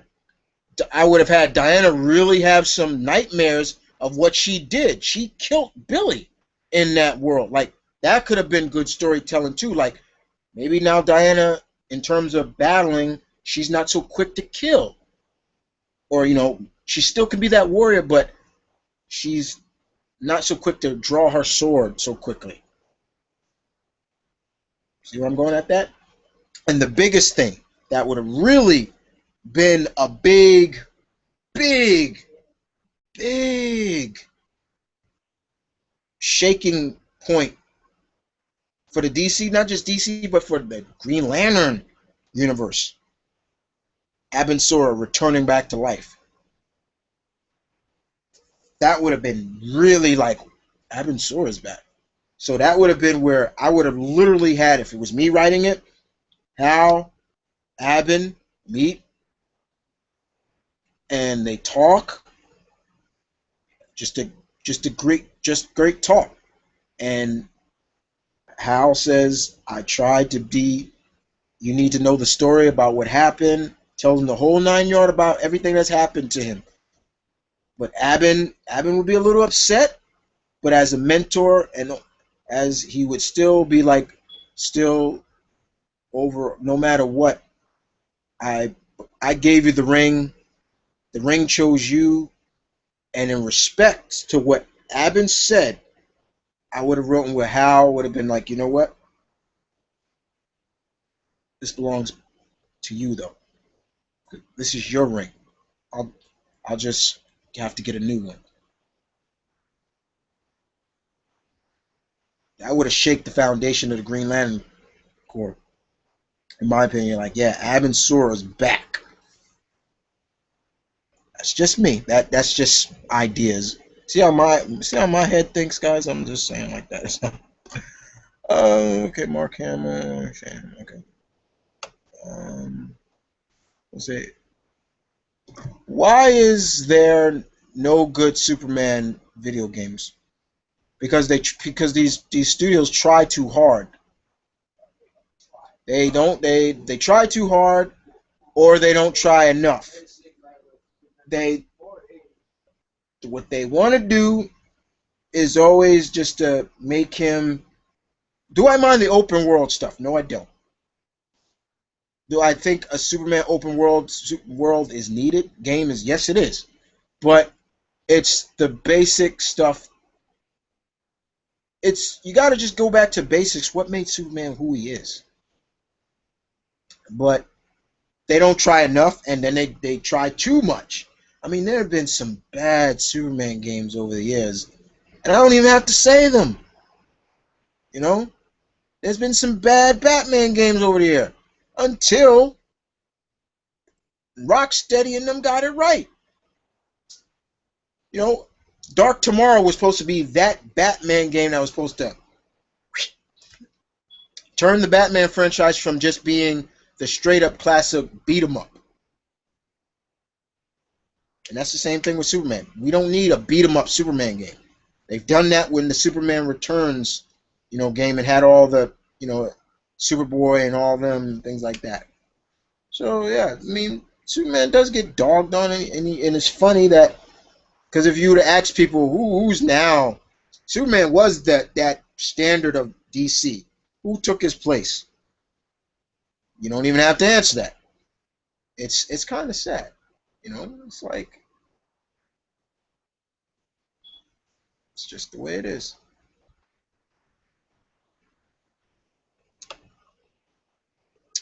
Okay, 22 SRS 22. Jeff Johns sometimes makes iffy decisions, but he did a lot for Aquaman and Green Lantern. I always will thank for that. Exactly. That is, like I said, I'm not the biggest Jeff Johns fan. My friend, Blue Goblin, has said it. He believes that there are writers out there that think anything Jeff Johns touches is magic.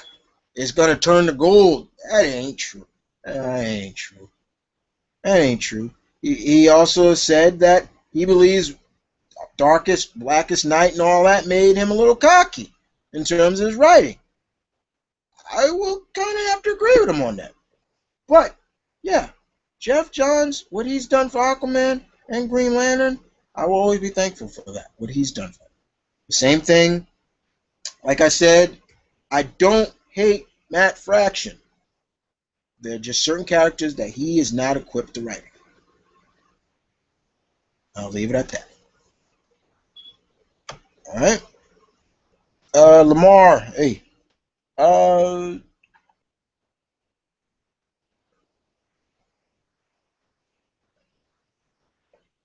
okay, I'm gonna stay out of that one right there because that has nothing to do with it, and it's about the Avengers movie, and not even gonna go into that. And once again, people's opinions vary, so I'm just leaving it at that because it's getting a little sickening. Wasn't It's not a good movie. Wasn't a good movie. Da da da da. How does everybody think it's a good movie? Blah blah blah. So I'm not even gonna get into that. Okay. Will we ever see Jackson Hyde again? I mean, aka Calidor or Aqualad, because he was a great character. Or Calder. Oh, okay. In this retcon, that the retcon thanks to the D. Yeah. Once again, Mar. Like I've said,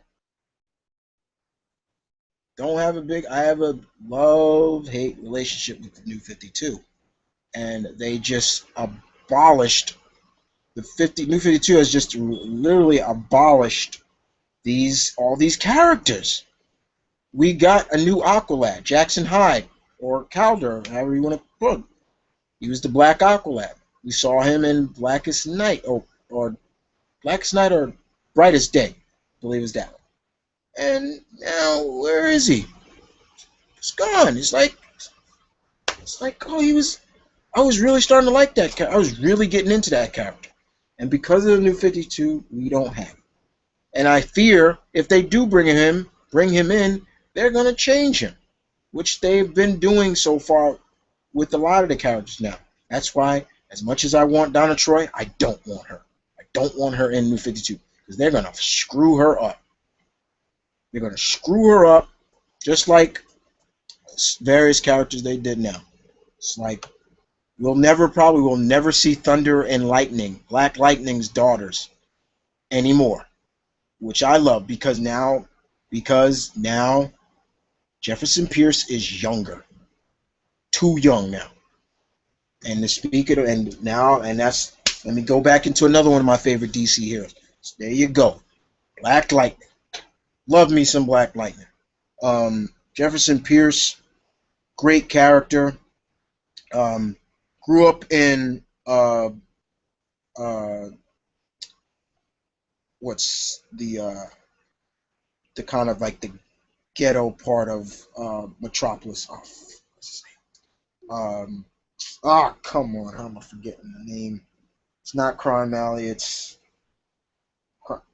damn it, I can't. I saw off the top of my head. I can't remember. But he grew up there, and he's a metahuman. Teacher. He was an Olympian. And he's good friends with Batman. Him and Batman's relationship was like this. But once again, we don't get that now because of the 52. So if you want to read some more Black Lightning, I recommend reading the Black Lightning series pre-52 stuff. That was good stuff right there. When his powers were like going out of control, he was overloading, and it was Batman that was helping him out. His daughters, great characters. Anissa, Thunder, and Jennifer, Lightning, the younger sister. They are kind of like Daddy, but a little different. Anissa, Thunder, she was a part of the Outsiders. Let him too. She is the lover of Grace Cho, big, tall Amazonian woman. Great character too. Always loved their relationship. Good stuff. Anissa, she can the points of impact. It would like bam, like explode on, or just she can move it no problem with just bam accuracy. she can alter her body weight in terms of like she can come at you. She can be flipping around, but if she hits you, she'll probably like have the force of like a ton. So it'll be like a ton hitting you. So it's like somebody who weighs a ton hitting you. Can you imagine that? Like things like that. I always loved her powers. Her powers were so cool. You know, the point of impact would just impact on like bam, explode, or just it was great stuff. And her little sister Jennifer was pretty much think of a Human Torch version of but just electricity. Like when she would get in her electric form, everything would go up. She couldn't be around. She was also a little bit like Kitty. She couldn't be around electronics because they would just shorten out. And she worked with the JSA. Good stuff. You know, it was, and I miss those characters. You don't see them now. It's like it's just 52. It just drives me crazy. It's like we're not gonna see these characters unless they're gonna just do their own versions of them. And same thing with Alan Scott. It's like, do I mind that the character is homosexual, is gay? No, I don't. Never had a problem with that. I've never had a problem with any homosexual character. No problem at all. Okay? I ain't anti-homosexual. I ain't that at all. But this just makes it like, okay, now, my question was always like, how do we bring in Jade and Obsidian now? Because I'm a huge Jade fan. I like her more than I like her brother. I like Obsidian, but I like Jade. Jade is my girl. When she died in, you know what? I'm not even. You should know where I'm talking about. It was like, oh, and that iconic scene of father holding daughter. It's just like, oh, Jesus. What do you think of the Watchmen movie? I'm not a big Watchmen fan, so I've seen the movie. And wasn't was okay. I'm just keeping it honest.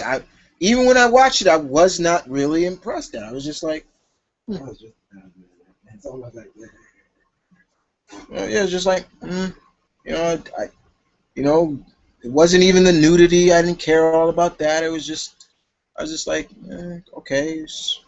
But even still, it was just I wasn't even a big Watchmen fan to begin with, so it wasn't like it was just like I don't know what it just didn't attract me.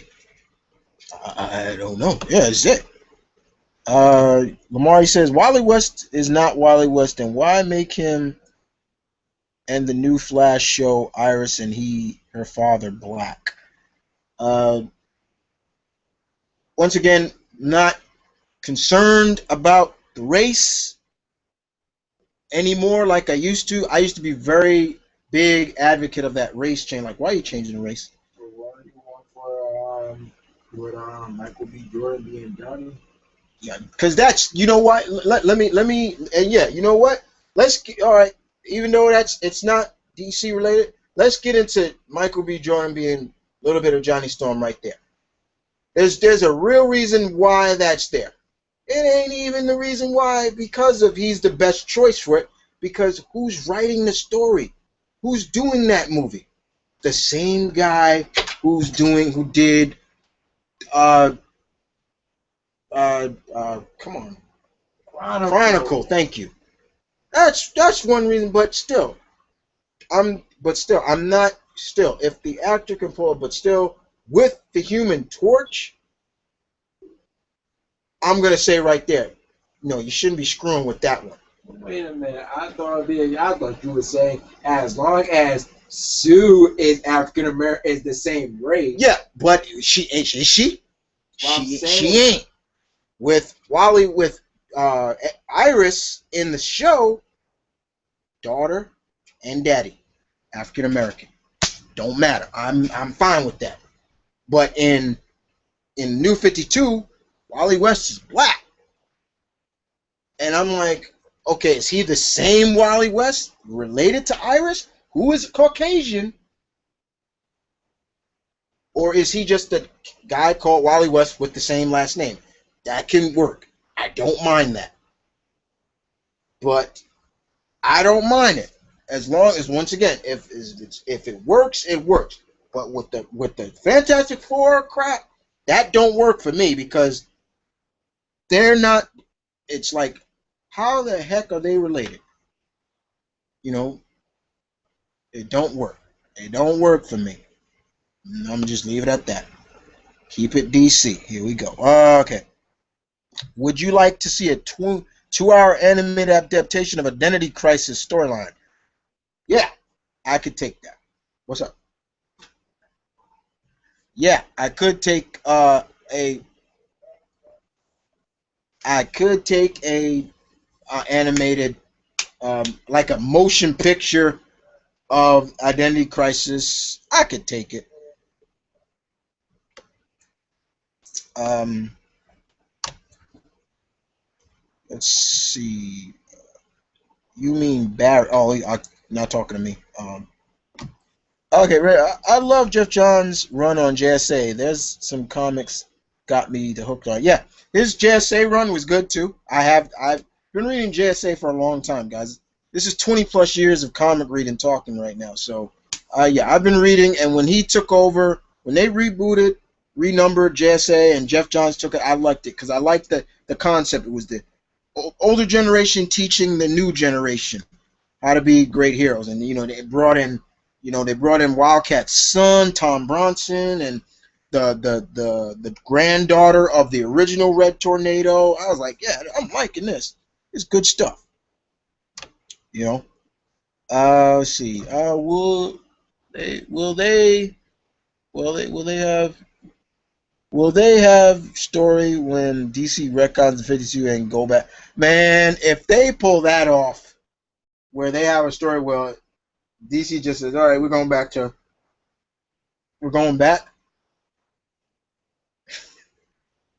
That'd be kind of funny.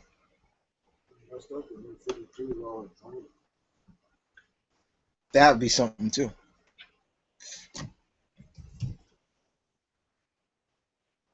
Excuse me. Um, let's see. More recent, please. Um, oh, I already did that. I ain't talking about it. Okay. Opinion on Forever Evil 7. I'm not reading Forever Evil, so I there's nothing I can say about it. I ain't reading it, so nope. Never really liked it too much in the first place. Okay, Nathan Banks says, "Do you think that DC Warner Bros. Will do a phase featuring movies the older members of the JSA? I really want to see the JSA live action wise. I really do, but as of right now, they won't do it. No way." Okay. Mono does look like Big Boss. See, yeah, he looks like Big Boss, and I'm a huge Metal Gear fan. And once I saw him as Slade in the suit and the semi gray hair and the eye patch, I'm like, this fucking Big Boss. Like that looks like Big Boss. He looks like Big Boss instead of Slade because Slade's supposed to have the complete white hair, and that's where I think that's going to happen in Arrow. Is Slade's going to be there, but I think since he's had the Muracruel in him the longest, I think literally that's going to be a ramification, a side effect of him going through a withdrawal of having the Muracruel. His hair is going to become white, almost like how that's a ramification of like certain diseases. Your hair falls out. His hair is going to turn white, but he's not going to be his age, though. Steel. I love me some John Henry Irons, and I don't talk about that movie Jr. at all. With that basketball legend, I don't talk about that.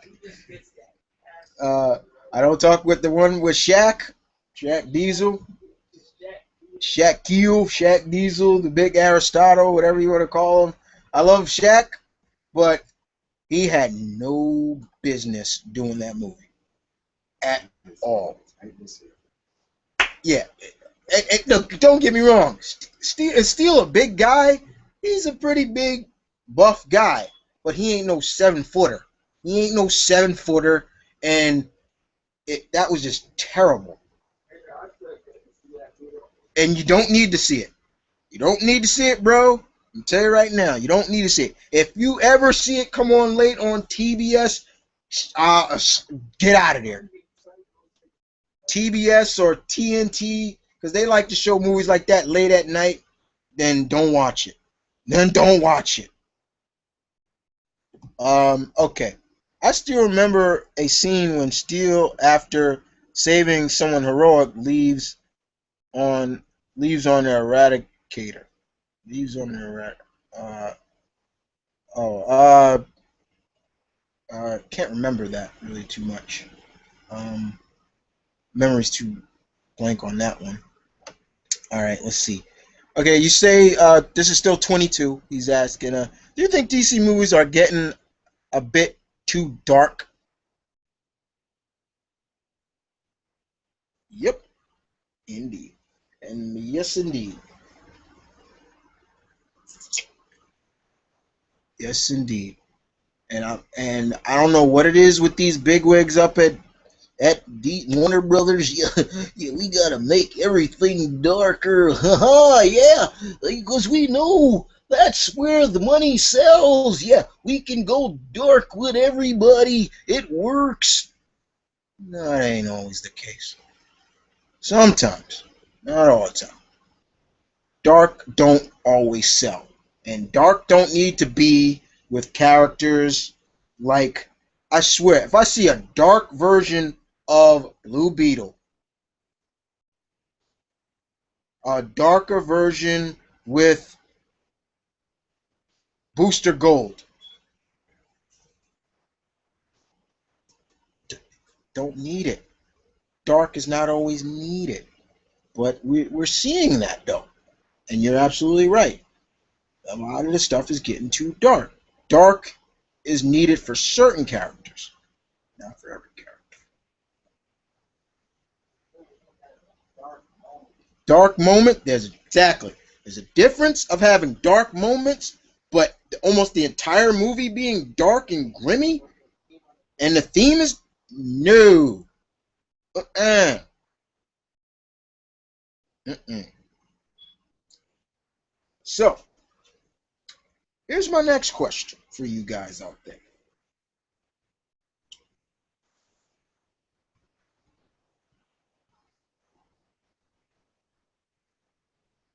If we'd have gotten that third season of Young Justice, would you have liked to seen Virgil in his static costume? There you go. Because if for me, yes indeed. I was ashamed. I no, not ashamed, but I was kind of mad when they said when we heard, so Virgil, you're gonna decide to join us, huh? And I was hoping once they panned to Virgil, a man static, we were gonna see him in costume, and he was gonna say, "Yeah, I'm gonna stay, but from now on, call me Static." And I would have loved to seen some more chemistry between him and Black Lightning, because Black Lightning said, "If you ever need a mentor, I'm there for you. You need somebody to talk to, I'm there." And I'm like, we saw that pre 52 wise. Static and Black Lightning were really close when the Dakota verse crossed over, became part of the DC universe. Thank you, Mister. Um, I don't even see. I bring up his name and it kind of hurts to even bring up his name. So it still hurts. It still hurts. Okay. So uh so we talked about the comics that are being canceled. We talked about I said my last piece on the title for the next Superman Batman movie. Like I said, don't care about the name. It's the product I care about. little disappointed on So wait a D- minute. What if the name was Batman, Superman, butt cheeks? okay, but I'm talking like they give it a name like those names they said they were going to give. I don't care about that. I really didn't. Talked about the comics that are getting canceled by DC. The video games, DC. Still talking movies, talk TV, still talking TV. The comics that are coming out, I have no plans of getting any comic that DC has coming out now. I'll stick to what I'm reading now. The only one I may give a chance because I'm a fan of that character and I'm very loyal to that guy. I'm a loyalist, guys. I really am. Um, I pretty much is. It's like takes a it'll take a lot more to get me off to me to just drop a comic. But for me, I have no plans of picking up that new Teen Titans. As much as I love Tim Drake, I cannot.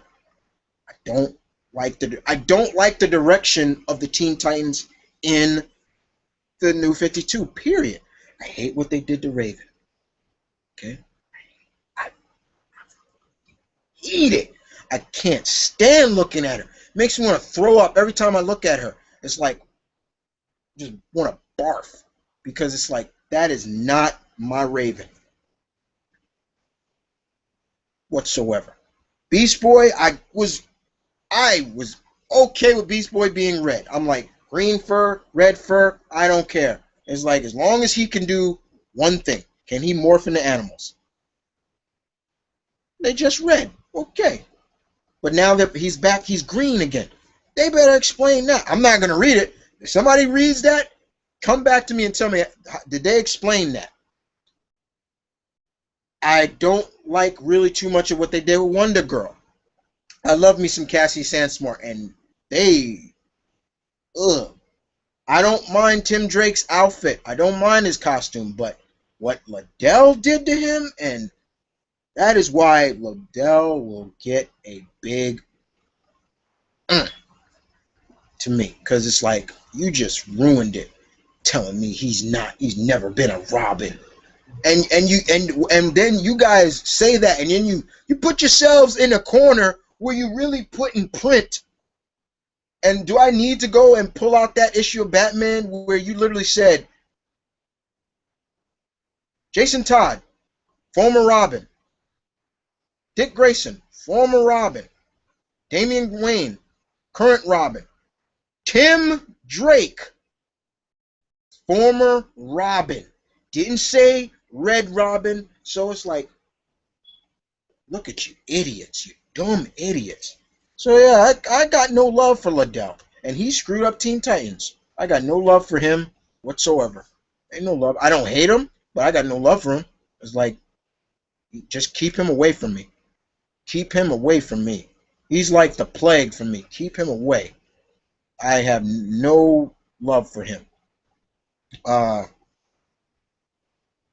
and they're gonna reboot the series. I don't care.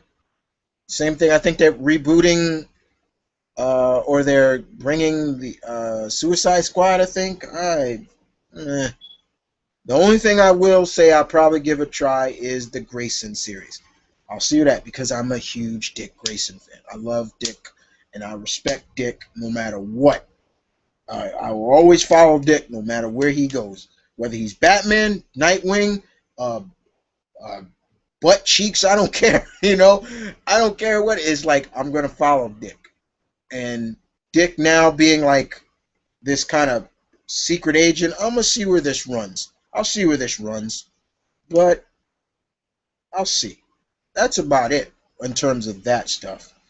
Will I give Johns and Ramada Superman run a try? I don't know. I'm not sure. I hate Ramita's artwork? No, I don't. I don't hate his artwork. Um, I'll see where it goes. Maybe I'll pick it up. Maybe I'll pick it up. I don't know. Maybe I will give because I was liking Superman Unchained, and But they're talking about. Oh, they always. The one thing I always get sick of with these Superman titles is like they always say this is going to change Superman's status quo. I'm like, you ain't changed nothing. It's not changing anything. So we'll see. But I can tolerate. I can trust. I have more trust with Johns than Liddell. There you go.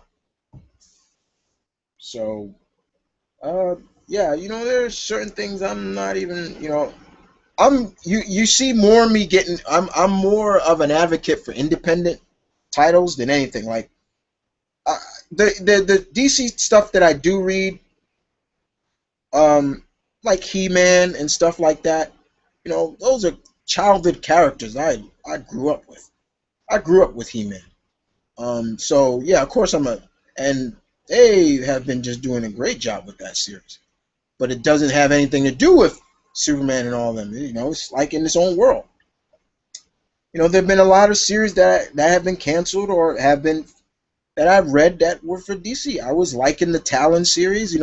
There was a Talon out there. Though, do I think that the whole court of the Talons court, I think that ran a little too far. Yeah, I do. But I was cool to see that there's a couple of members of that society that were against it. And I'm gonna miss Blackwing. I mean Batwing. Excuse me, I said Blackwing. Gonna miss that. Um, there was at one point I heard they wanted to cancel Batwoman. Don't cancel that. Don't cancel her. They canceled Batgirl, which is one of my favorites. I'm a pissed. You know how I am with Gail Simone, guys. Like, yeah, I'm a Gail Simone fanboy, and I will read anything she's writing. You know, I am. I truly am. Gail is one of my favorite writers. She's one of my favorites, and I want to meet her so much. I want to just really give her a hug and just say thank you. Thank you so much for putting your talents and what you've done for these characters, whether they're DC or not. Because you could see with Gail, she really tries to get you to understand these characters and find something with these characters alike. That a lot of writers seem to do. There are certain other writers that can do it. Gail does that well. She does that so well. And that's why it's always just a pleasure to just see how she's doing on Twitter. I'll try to talk to her as almost a day. I'll almost try to go each day on Twitter, just saying one thing.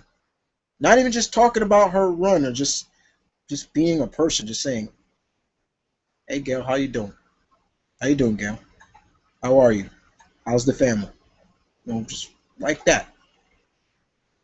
I hope everything is well on your end. You know, and then there are times where I will slug and like, I love what you did in Batgirl. I'm sorry to see that the movement got canceled. Things like that. And I'm trying to, because wrestling's not on and Hurricane's so I gotta be kind of careful with that. See, gotta be careful. He's trying to take control. Okay, so yeah, so let me get back to some more questions here. All right, here we go. People answer my question. Okay, 22. You say favorite Batman rogue: Ra's al Ghul, Mr. Freeze. Tie. Good choices. I like your choices. Let's see. How how about a good Young Justice game? Uh, mm-hmm, that'd be cool. That actually works to each character's skills. Like, how about for Robin?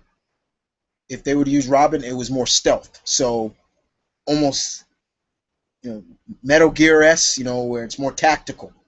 Whereas maybe with Wonder Girl, it's more in your face. Something like that. Batgirl, all the Bat family, all the Bat characters are more stealth. You know, things like that. That can work. Never played any of the Young Justice games, so I wouldn't know how they play. JR, you say, how about a post-apocalyptic DC, just like the Fallout series? Nice. I like that. A post-apocalyptic world, DC world, where maybe all this, you know how I do that? All the superpowered characters are dead, and only Hero and villain. yeah, both heroes and villains, and there's only a certain amount of non-powered heroes and maybe a more abundance of non-powered villains.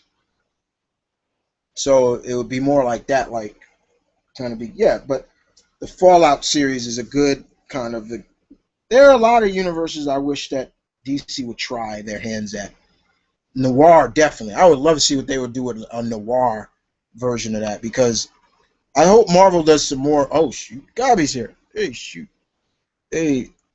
Uh, and um, hey bro. Forever Evil was. Oh, you see. Speaking of devil, my bro is here. Um, do you think a Young Justice movie could happen?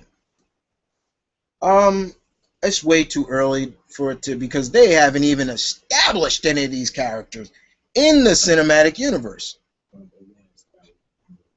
Yeah. And even though if they're gonna use, it depends on which Wonder Woman they use, but still, even if they use Donna Troy, they still need Wonder Woman. We still need Wonder Woman. With Cassie, even though she is the daughter of Zeus, still, you kind of need Wonder Woman. So they really haven't even established Wonder Woman. So yeah, and with Batman, they haven't. It's like Robin hasn't even. It would be really hard. It'd be just really, really hard. I just look at it like that. Gabi, you say, how's your opinion been lately on the Harley Quinn series? It's it's fine. I don't mind it. There's been some hit and misses, but as much as I love Harley, I can admit that yeah, there have been some hit and misses, but um, as it's just been fun. That's all I can say. The series has been just fun, and as long as I can get a smirk or a laugh out of it, it was worth buying. That's because that's how Harley is. She's not supposed to be taken too seriously in terms of she can be serious, and I don't need that Harley. I don't need serious Harley. I need fun Harley. I need that Harley that every time I'm reading her, all I hear is that voice from Tara Strong, and you're just jealous, and what we heard in the animated series, Mr. J, you know, it is to laugh, ain't it, Mr. J? That's my stuff. That's good stuff. Okay. Oh, okay. Okay. What do you think of a new Teen Titans book coming this? Oh, I just answered that. I just talked about it. I have no harbors to buy it. Jeremy, once again, let me just put that out there. For all the guys that don't know me, or who do know me, I'm a huge Teen Titans. I've been reading Titans since the Wolfman and Perez. That was where I got on board with Titans. And then I went back and read where they came from, came before them, and I gotta stop talking like Dusty Rose. I keep reiterating like that, but because I'm channeling the American Dream, baby, in me. No, gotta stop channeling him. But everything that came before them is I read everything that came before them, but with Wolfman and Perez, yeah, I fell in love with those characters, Cyborg and you know, and Raven and Beast Boy or Changeling or whatever. He's been calling different names, and of course Starfire. Now I'm a huge Starfire, but my love for her probably does not dwarf Gabi's love for her as much as he does. But yeah, I have no ambitions of buying it. I did what I could with the last run, and I tried to like the series, and I was trying and trying, and I'm like, where is this going? Where is this going? I mean, you bring in this character, and once again, and besides that, Jeremy, I couldn't read because I'd probably barf on that book. The moment I see Raven, I'm gonna I'm gonna barf because I cannot take her look. I can't take it. I cannot. I'm sorry. I cannot take that look. You're doing this. It's like, what you change her for? What you change her for? Huh? And things like that. So let me get into that. Changing of some of these DC characters for the new 52. And the big one right there is Raven for me. What you change Raven for? What in your mind told you we're gonna redesign Raven? Every time I look at her, she looks like she belongs from something out of Battle of the Planets. I'm like, yeah, she looks like something out of G-Force. I'm like, or G-Force for you guys that don't know what Battle of the Planets are. I'm like, it should be right up there in the dresser. Look under that, the light. Got it? I'm like, yeah. I'm like, yeah. These. I'm like, oh, I can't stand what they did to Raven. I'm like, I look at that and I just want to freaking hurl. I'm like, and then there's Hurricane in me saying that's not our Raven. Let me out. Let me out. So I can rip the book up. And I'm like, no, you can't do that. Even though I bought it, you can't do it. Like, don't do that. It's like, let me do it. Come on, just give me a second. So I can spit on it. And I'm like, no, that's him. And I'm like, that's his passion. But for me, but still, as one, we don't agree on that change for her. It's ugly. It's stupid. It's gross.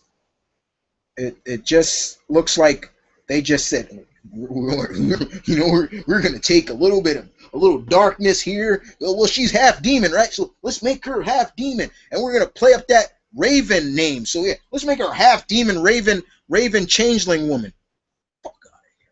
Shit. Oh my god! Lobo, another one I don't like. I'm like, that ain't my Lobo. That ain't my Lobo. Lobo don't look nothing like that. He's got blue hair. He looks like a Joker. He looks like a Joker. He looks like, and I'm like, that's not. No. Mm-mm. Yeah, thank you. He looks like Gotank's ghost. When Gotank's super ghost kamikaze attack, and he goes, poo, poo. He looks like something out of that. I'm like, no. He almost looks a little bit like the Crow. And I hate to use that because I love the Crow. Well, Brandon Lee's version. I won't even classify the others. But yeah. Yeah. Changing of a character. You want to talk about more changes? What DC did to Mr. Freeze. That pissed me off. I'm like, so DC, you took away one of the features that made people love Mr. Freeze. It wasn't his cold powers. It wasn't that. It was that he was that tragic villain that you almost wanted to root for him, but then you knew what he was doing was wrong. He was that anti-hero that you liked. Anti-villain, excuse me, anti-villain. What you do? What did you do? You made him like every other Batman villain out there. He's just schizophrenic, paranoid, delusional, all these other combination of characters that his rogues make up. And he's a stalker. Nora Freeze ain't his wife. She just works for Wayne Tech or so, and he had an obsession with her. And he just would stalk her. I'm like, oh, she's so beautiful. I wish I could touch her and stuff like. And like, you're a damn stalker. fuck is this? And then he just stood there and watched. He killed his mom. I'm like, oh my god, like really, really, no sympathy. All I look at is a douchebag that I want to kick his ass. So just give me 3 minutes with, so I can kick his ass. It's like it's like I was like, I can kick his ass. I want to kick his ass, and you get in my way, I'm gonna run your ass over just to get to him.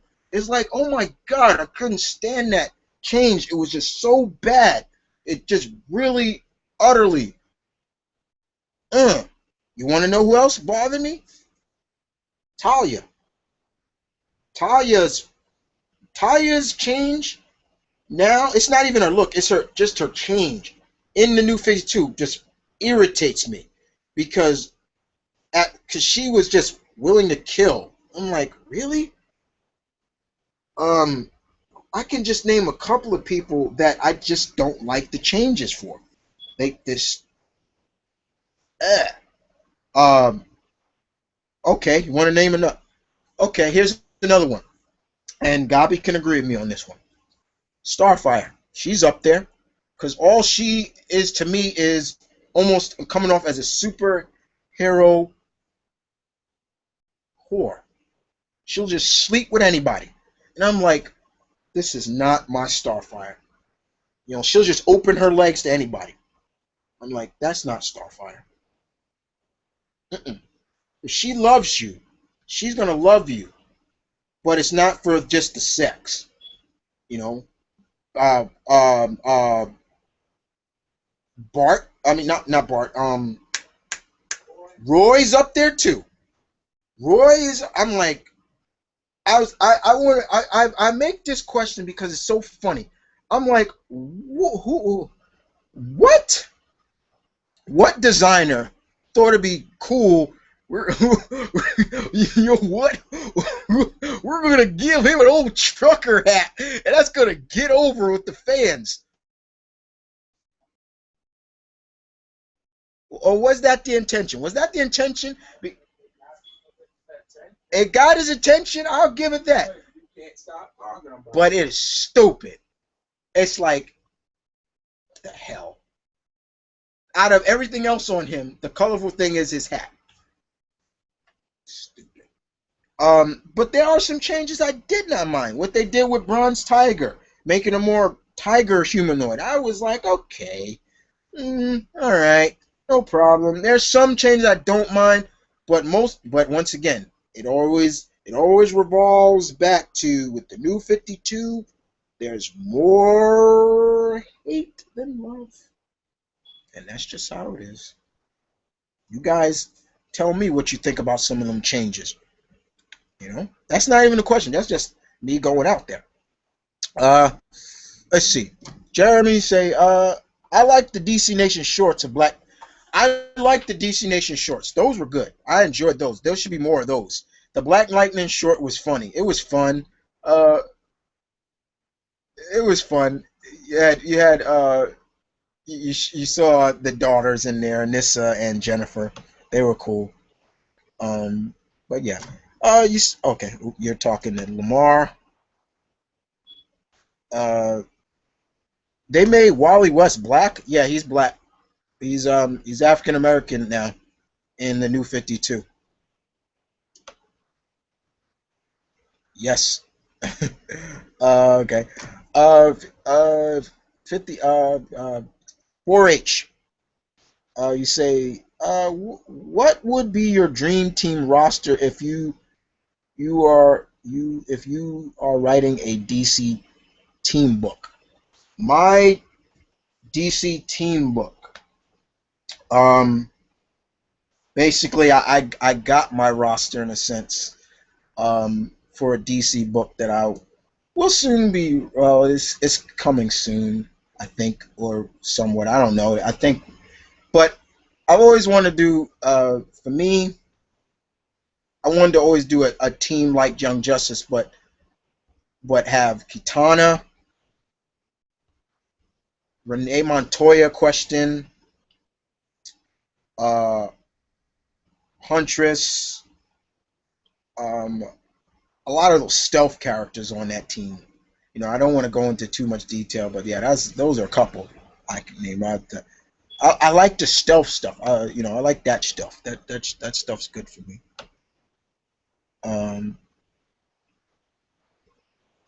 yes, I could see him a part of that team. Oh, I guess you're talking to somebody else. Hey, okay, 2022.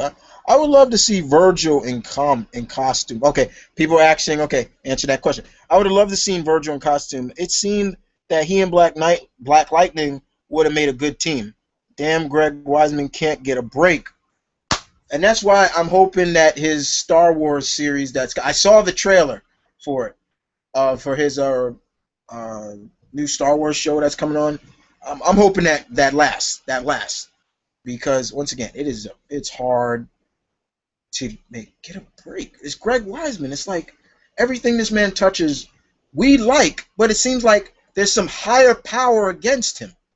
That's the way I look at it, and it's so sad. It's like higher power. It's like with gargoyles. Can you really say he's made it clear that he didn't want to go that route with Goliath Chronicles? It wasn't supposed to always go that route. He made it clear that he never wanted Xanatos to turn over, like become all good right away. Then came Spectacular Spider, and probably the greatest Spider-Man cartoon there is. IGN did a thing and put that ultimate crap up in there. Bullshit. Give me a break. Ultimate great cartoon, my ass. So Spectacular Spider-Man. Well, it don't matter to watch. I ain't gonna watch that. I gave that, and I ain't. But Spectacular got the second. We were supposed to get a third season, didn't get it. And with Young Justice, the next villain was gonna be Darkseid.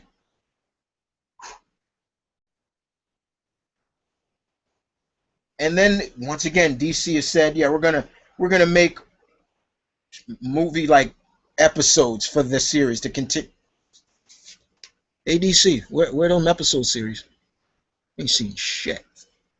And you cancel that show for no damn reason. No damn reason. And what was the reason again? Oh yeah, because more females was watching the show. Really? Really? That's so stupid and sexist. That is so stupid. I can't believe we still live in a world like that. That's really so you cancel a show because the majority of viewers were female. Maybe the majority of females watched because you had strong female characters on that show, and that's good. And I'm gonna end it right there. Ridiculous. Ridiculous. Ridiculous. All right. So let me answer the next question. I'm still going. Don't worry, guys. I'm gonna wrap this up in a few more minutes, but I'm gonna finish wrapping up your questions, and give you another favorite DC hero of mine. And I think everybody should like this girl, Black Canary.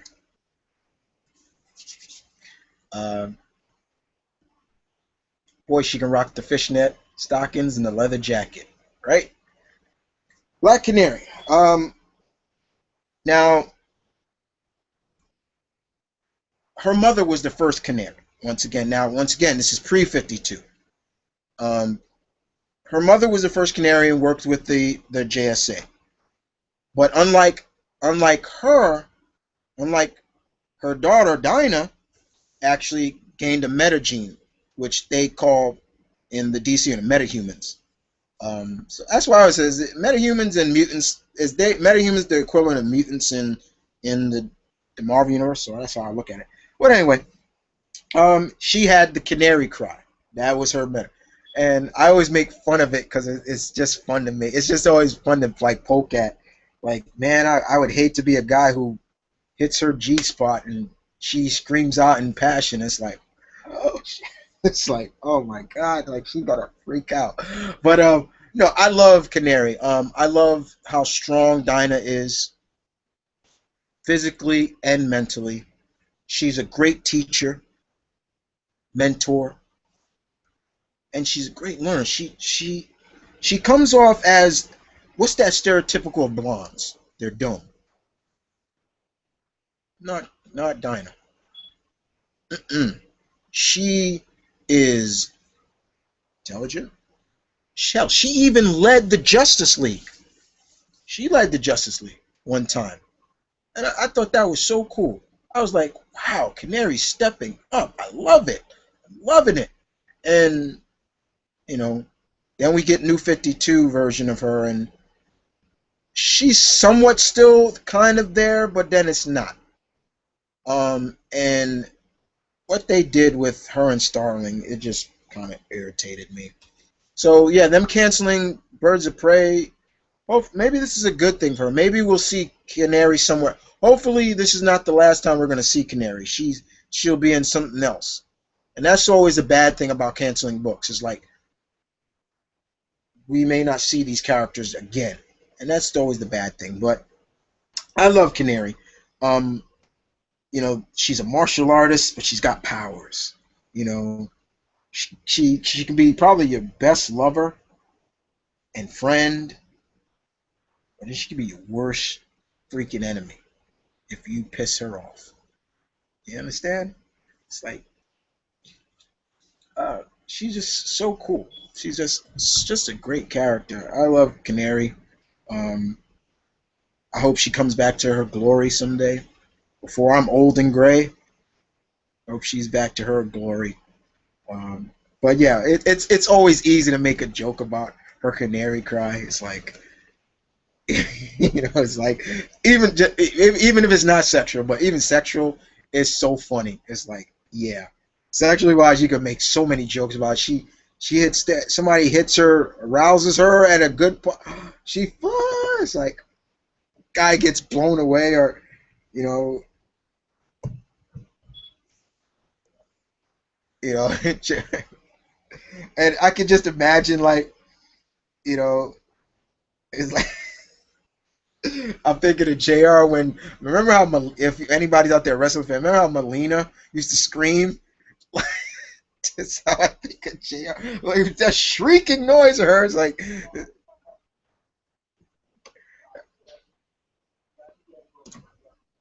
it's just so funny. Uh, all about the indie comics, yes. Yep.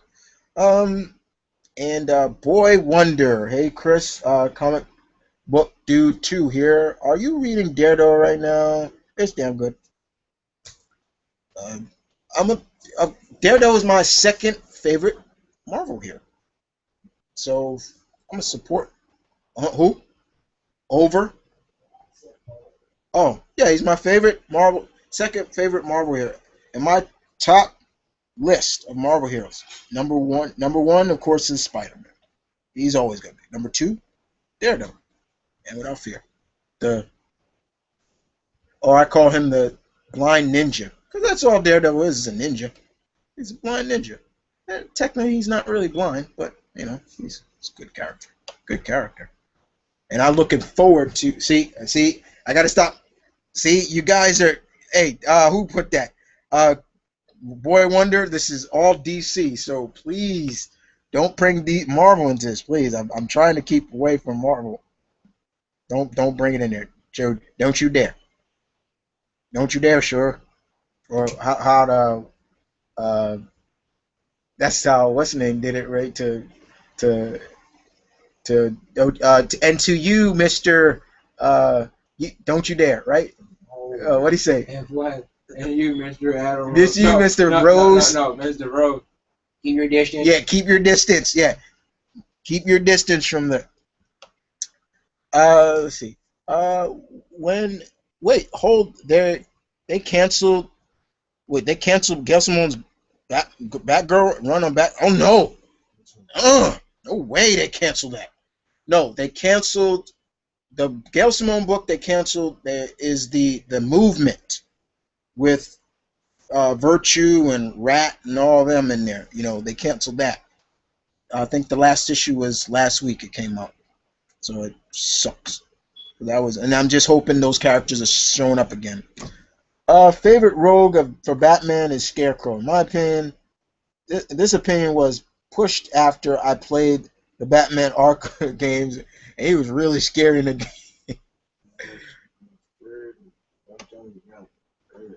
Uh, I don't mind. Scarecrow's a good character. He's good. The Spawn says, "What do you think of Batman's new?" I just answered that. So go back in the beginning. Like I said, I don't mind it. Looks good. I like the smaller ears. I always let that look because it thinks of one of my favorite artists, Jim Lee. Jim Lee draws Batman. When he draws Batman, the ears are short.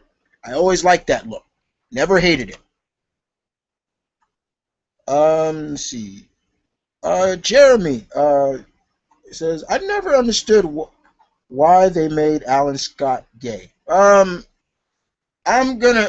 don't either. I really don't.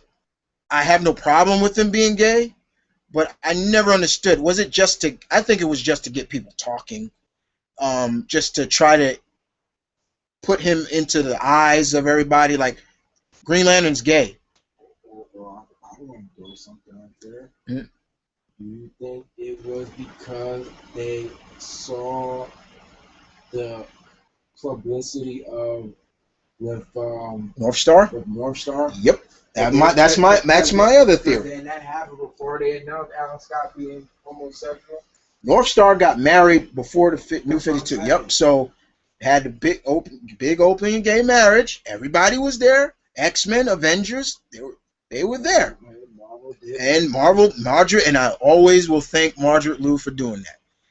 But still, my theory has always been they just wanted something to talk about for Alan Scott, because if you look at Green Lantern, nobody really talks about Alan Scott. If you put Alan Scott and all the other Green Lanterns, human or not, in the category, and they're like, pick out the Green Lantern that don't really belong there. So it was like, wait, who's this guy with the purple cape and the iPad, this mask and things? That's a Green Lantern. I mean, it's like, yeah, he's Green Lantern. He's the first, and for me, he's the first, and he's well respected in my view, and he should be respected because his powers don't come from the Guardians; they come from the Starheart. And I'm like, that is cool. Now, what they did with him in the New 52 and Earth 2, I'm like, that's cool. His powers kind of come from Earth. Yeah. And that's how I look at it. It's like, really? So I think DC did pull it off. They were like, Marvel was successful with North Star. Let's pull out, let's make, I don't know, but those are some of my theories, just theories. I could be wrong. I may be wrong, and if I'm wrong, I'm wrong. I've been wrong before. I don't mind being wrong. All right. So B-Spawn, you say the animated series for DC are all crap as Marvel. They all disappoint in DC because the animation have traditionally been better than Marvel. I don't watch anything of the DC animated stuff now. I did not watch Beware the Batman. I was like, screw that. Not watching that. I don't care if Lady Shiva was on. As much as I love her and Katana, I'm like, no. Because it was just another Batman cartoon. Really? And Teen Titans Go? Screw that. I can care less about that. Sad. And it's like, I always thought those were the reason why they canceled Young Justice for that. And Green Lantern, which got really good, and they canceled that. So that's why I always say I thank God that I still have cartoons that I can watch, even the classic ones and the older ones. But I got Ninja Turtles I can watch. I got Adventure Time. I can watch. I got regular show. I can watch. Uh, I even like the new Max Steel. I can watch that. I can't watch anything Marvel puts out now. It's like every time they show since I am subscribed to Marvel here on YouTube, they'll show like the upcoming episodes, and I will watch that clip. And the last clip they show for the season finale of Avengers Assembled, they got Hulk fighting Hyperion again, and I'm like, I enjoyed the Hyperion episode, and maybe I'll watch this, but I don't know. I don't watch. It's like everything is so freaking towards kids. It's like it shouldn't be that way. It really shouldn't. I miss the days where cartoons were just cartoons. Anybody can watch them and enjoy them. There was something for everybody. These cartoons, no, they're not. Not at all. Especially the DC and Marvel stuff. It's just like these are straight for kids. Straight for kids. I said there's some kids that don't like Open Star. Yep. And there's some kids that don't like it. I had a friend of mine, got a son. He was like, I don't like this Spider-Man, Daddy. Where's the older one? Where's the one that you watched? Or I don't like how he talks to himself. It's like, yeah, he's that and I have nothing against Drake Bell voicing him. It's just the overall crap that comes out of that. Making Luke Cage younger, making Danny younger. You know, Luke looks more like Victor Alvarez, Power Man, and I'm not a big fan of the voice actor who voices Danny. I was like, he's the same guy that voiced Beast Boy and Mikey. Mikey now. Mikey now, yeah, that's him. Do you like him as Mikey now? Barely. It's like I said. It's like he's tolerable as Mikey. But the dumb one. No, it's a Mikey Gumball. You know, it's just like that. Charger fan for life. All right. You might not like Mr. Terrific in the New 52's world. What they do to him. See, now I'm not even gonna bother. What did they do to him? What did they do to him? What did they do to Mr. Terrific? Yep, great points. Thanks if you're talking to me. No wonder I don't read the New 52. Okay. All right. Blue Goblin says, I'll tell you one thing I hated from the new is what they did to Justice League, and I didn't even mention that, but yes, yeah. Let me. Justice League International was one of those series I loved. I was loving that series. I was loving that team, and it almost like DC chewed it up and spat it out. Was like, you know what? We can't have two Justice League teams be great. So let's make the other one bad and make our version of we got to make John's team look good. And I look at that series and I'm looking at it and I'm like, how are you writing Batman like this in that series? But when he's in Justice League, he wants nothing to do with that team. He wants he wants nothing to do with the team. Talks behind their back, off panel. He's telling Steve Trevor and all them, hey, and tell that joke of a Justice League team, if they don't disband, we're gonna do it. I'm like, what a hypocrite! You're on the team. You're giving this team advice. You're telling Booster you're a good leader. You know, keep at it.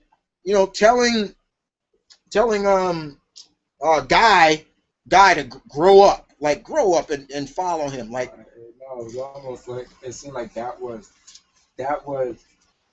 uh, John speaking through Batman. yeah, almost like it was nearly as if Johns was speaking through who was writing that book. I think Chris Christopher. Oh man, I'm forgetting who it was. But yeah, I'm like, what the hell? And then you're bringing all this stuff start happening right and left. People getting injured. Vixen gets paralyzed, and all miraculously she's back to normal. Huh? Ice is in a coma. Fires, she'll never like walk again or something like that. I was like, you kill off. It was like, oh my god, you bring in Blue Beetle for what? No reason. You bring in the Olympian for what? No goddamn reason. And then that annual just served it up like that was just a load, a piece of garbage. And in first time ever in my comic review, I literally tossed a book because that's how pissed off I was. I was like, I just threw it. I never toss books. I never toss books. If I had fire with me, if I had a lighter, I probably would have burnt it and just been like, because it was terrible. DC just screwed over Justice League International for no reason. No reason. That was a good team, and I think because of who was writing that book. I know it was somebody that was writing it. If you guys remember who was writing Justice League International, please tell me. It's off the top of my tongue. I can't remember who it is right now. But I was thinking, there was a theory that was saying like, yeah, it was getting more talked about. Just Jeff Johns' team.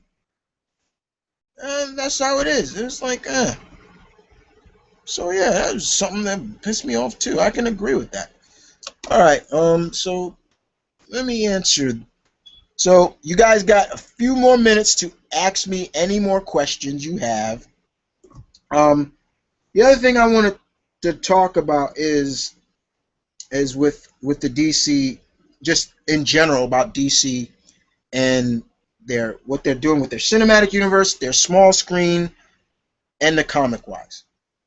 So I'm gonna get into that after I answer this question. All right.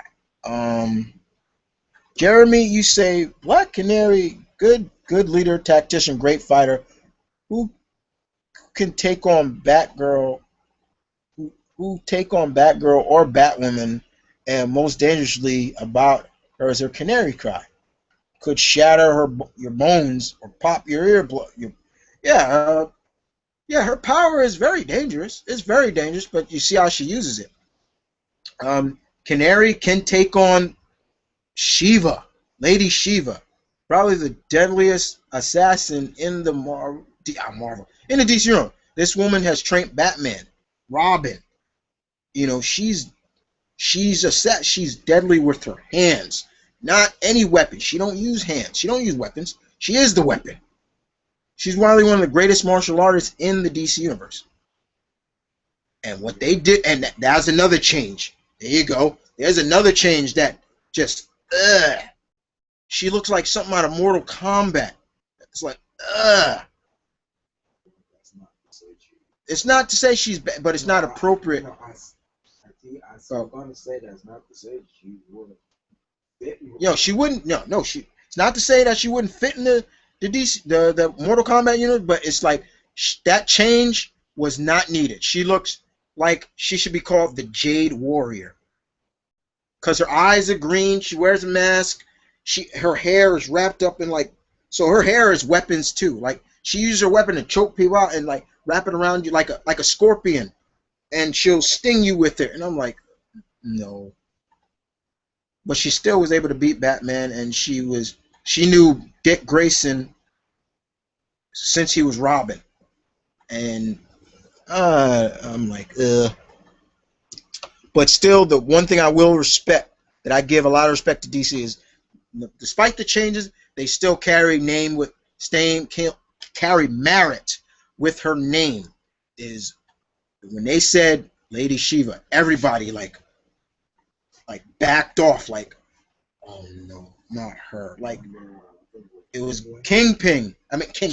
Yeah, It was Penguin. When he heard her name, he was like, not her. Anybody but her. Didn't he say a specific quote? Like she's deaf. She's deaf. You're dead. Like no matter what. She's the devil. She's the devil and you're gonna die. There were some other things. Favorite your favorite Green Lantern Corps member. I like Atrocitus. I like Dexstar. I like all them, but I think my favorite is Rancor. I've been liking him a lot, very much. So thank you to the person that created him. Let's see what we have here. The, the. All right, I'm down to my last questions. All right. Okay. 22. You say, it's basically off the success of the regular show and regular time, regular time, regular show and Adventure Time, which aren't that bad and aren't great. They are making these superhero shows goofy. It's sad because those shows are good for their own. But now wait a minute. But I wouldn't say Now, Adventure Time and regular show. Aren't they? Both of them are TV PG. Yeah, I'm like they be getting away with some stuff. Yeah. I'm like, whoa, regular show and Adventure Time. I don't see that at all in terms of that because Adventure Time. First time I watched, I'm like, yo, this kid's got anger, and when I'm hearing, I'm gonna kill you and you, I'm like, this dude's bloodthirsty, like, and you're seeing Finn. I mean, they just recently had it in the season finale, season premiere. Finn got his arm ripped off, and it wasn't as a joke. It was like, yo, he got his arm ripped off.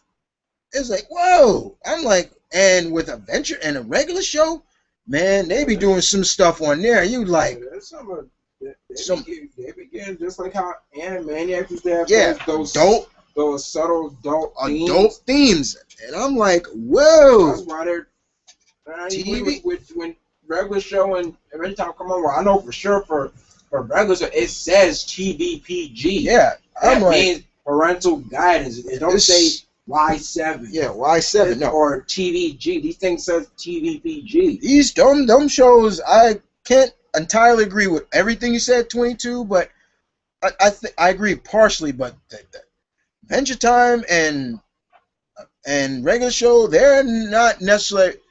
This is not a show that you'll sit your 6-year-old kid down to watch without some kind of guidance with you because they are them shows like you look with them because it's like whoa, like they get away with some stuff. All right, so I'm gonna answer these last questions. All right. Let me see. Hold on. I'm gonna answer these last questions. I'm gonna end it with my last talks about overall with the DC comics and everything like that. And I want to appreciate everybody that stayed on and watched it. Like I said, it's early in the morning over here on the East Coast.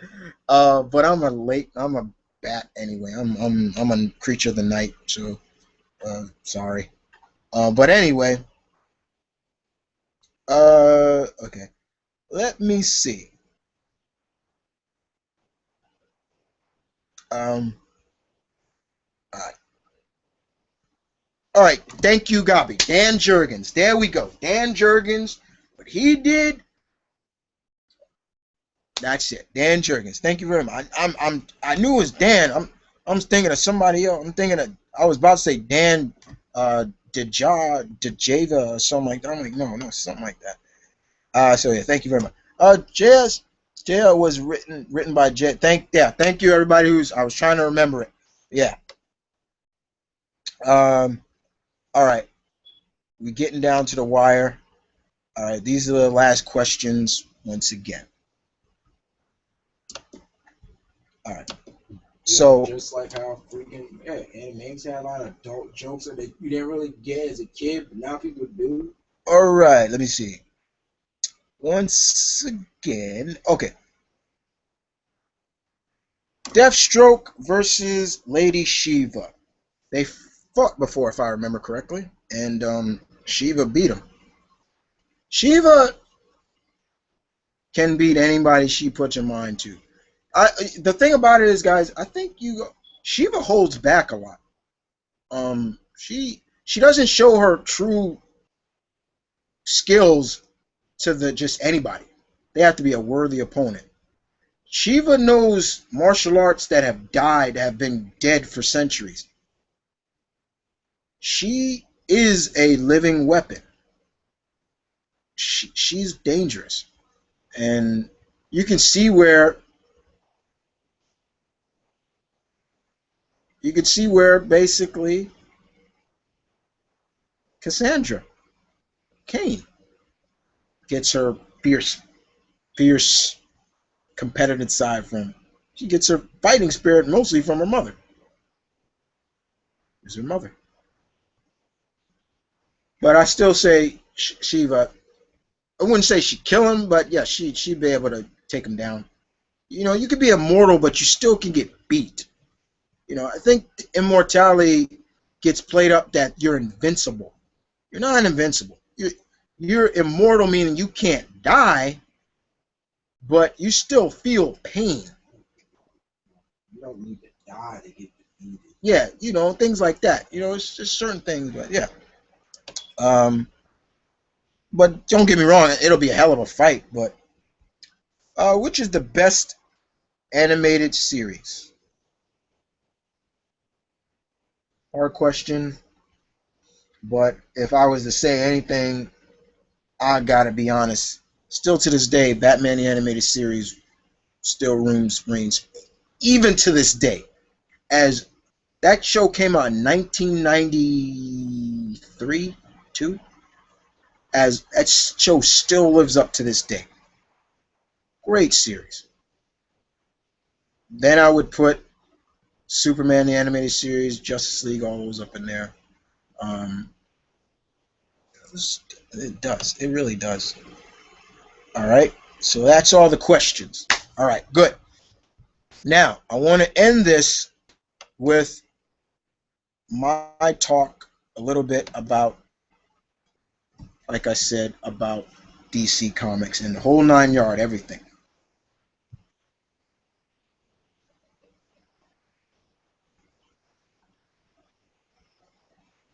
As a whole, with DC Comics, just like I said with Marvel, there's some good and there's some bad. You take it for what it is. We, as fans, especially people who know the DC universe from the pre-52, that's where I understand anybody's grief about it, about the New 52, because it's definitely hard to understand. So you take it for what it is. You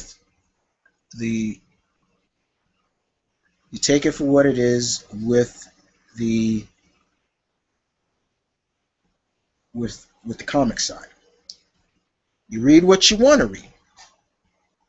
You respect other reviewers or other people who read comics that you don't read, especially with DC. There are people out there that read the Jonah Hex and Phantom Stranger. Do I hate them? I don't hate them. I don't hate them. They like the character, great. There have been some good for the DC New 52. Like I said, you know, Aquaman turned around. How many out there really liked Animal Man till now? Raise your hand. I liked Animal Man before the New 52.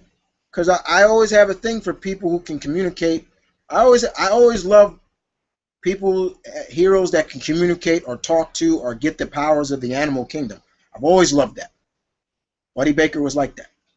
But there are some people out there that didn't know him, and they just fell in love with the character because of the New 52. That's fine. Now, in terms of video game wise, All I have to say about that with video game wise for DC entertainment and all that, continue to do what you do, but also you got to realize spread the work out. Don't just keep it a Batman fest. Because as much as I love Batman, honestly, I can get burnt out on the character. I can. And that's all we've been seeing with video game wise is Batman. Talking about serious video games, Batman. TV wise,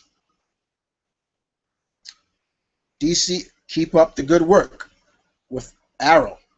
You just keep it up. Don't try to do better. Don't try to keep it at a good pace. You'll do just fine. Don't try to top what you got to top what you did in the first two seasons. Because what's that old saying kind of with the number three? The number three's always got to be better than the first two, or sometimes number three don't always, but we'll see where it goes from there. I am looking forward to the Flash series. Looking forward to that indeed. And for anybody who's never seen the trailer, check it out. Animated, let me finish going because I want to break TV and animation up. Still just talking live action. Gotham, I'm worried about because A, it's on Fox, and Fox, you know how Fox is. I made it no break. You ain't got a father named Homer or a talking dog named Brian, or your last name's not Jack Bauer. Your last name's not Bauer, or what else I can put up in there? You don't have a female partner named Bones. You're kind of screwed over. But I'm willing to give it a chance. So I'm seeing where this goes. I still don't like that notion without this, without that, without there was Gotham. I'm like, Gotham was always there even without them. So why you put that? That doesn't make sense. And then of course there's channel NBC with Constantine. I'm looking damn well forward to this show. This is John Constantine that I was looking for. Yeah. Bloody hell. Yes, indeed. To all my friends and all my viewers from across the pond in jolly old England, I bet you can believe and understand where I'm coming from. Yeah, it was a must to have Constantine English, British. I think it was a must.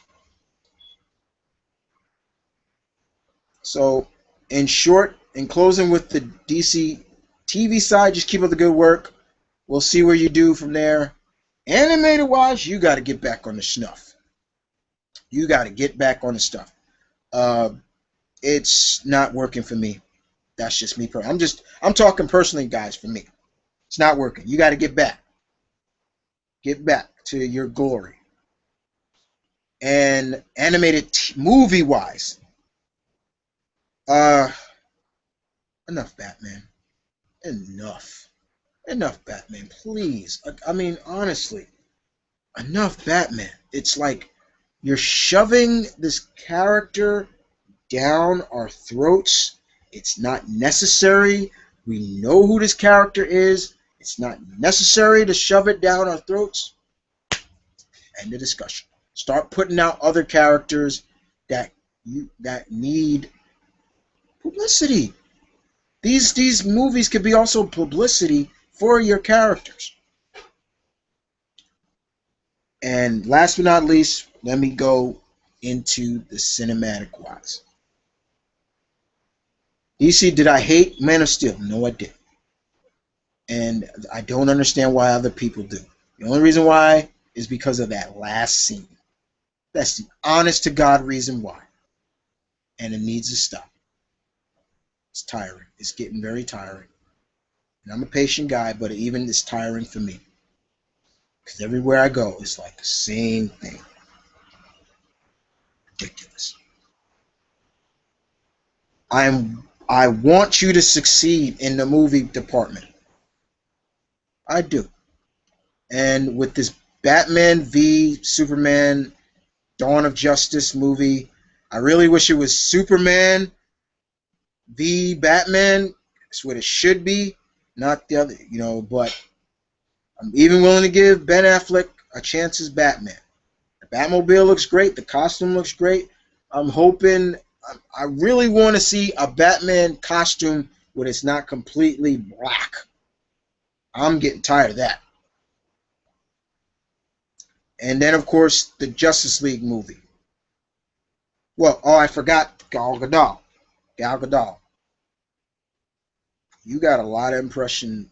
You got a lot to accomplish, my dear. Because honestly, if you don't succeed, nobody is gonna see you as Diana. You better do something that'll make us look at you like Diana would do that. Too passionate about the character not to want to see her succeed. Though I still think she deserves her own fucking movie. Even if that movie cost 20 mil, 200 mil, and it only made 100, not even, it's still worth making. Quote, I said it a little differently, but that was kind of what quoted Falcon Anthony Mackie said.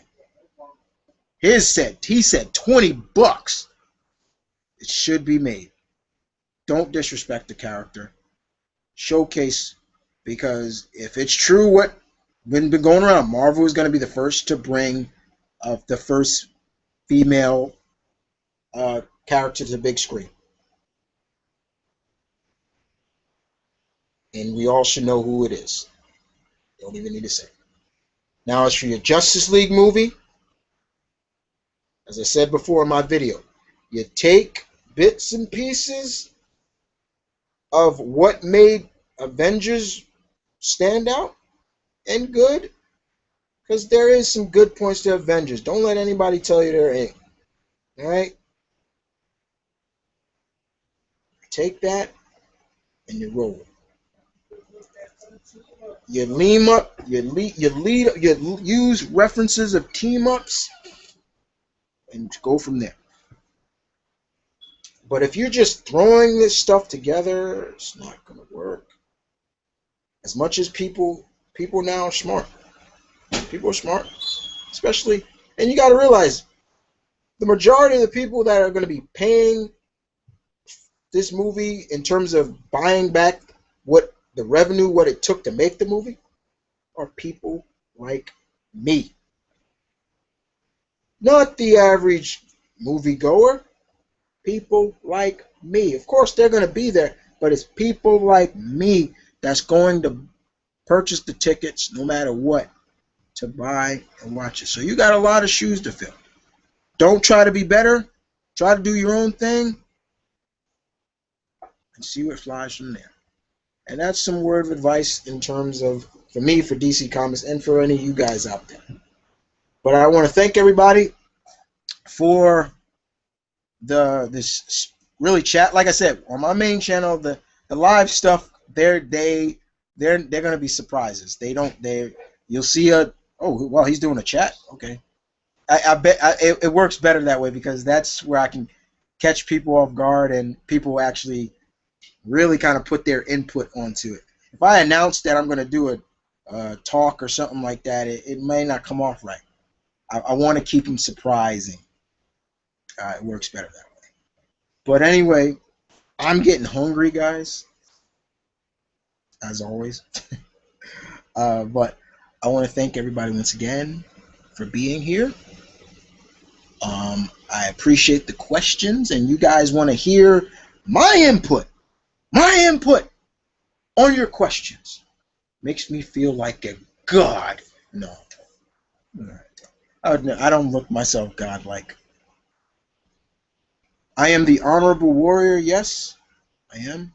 I am the Omni Geek High Lord of New York. Yes. And to my other Omni Geek High Lords in the world, thank you once again. And you guys take care. I'll see you around. Peace. One love. Stay tuned. Keep it real, guys. As always, catch you guys on the flip flop. And I am gone. Good night.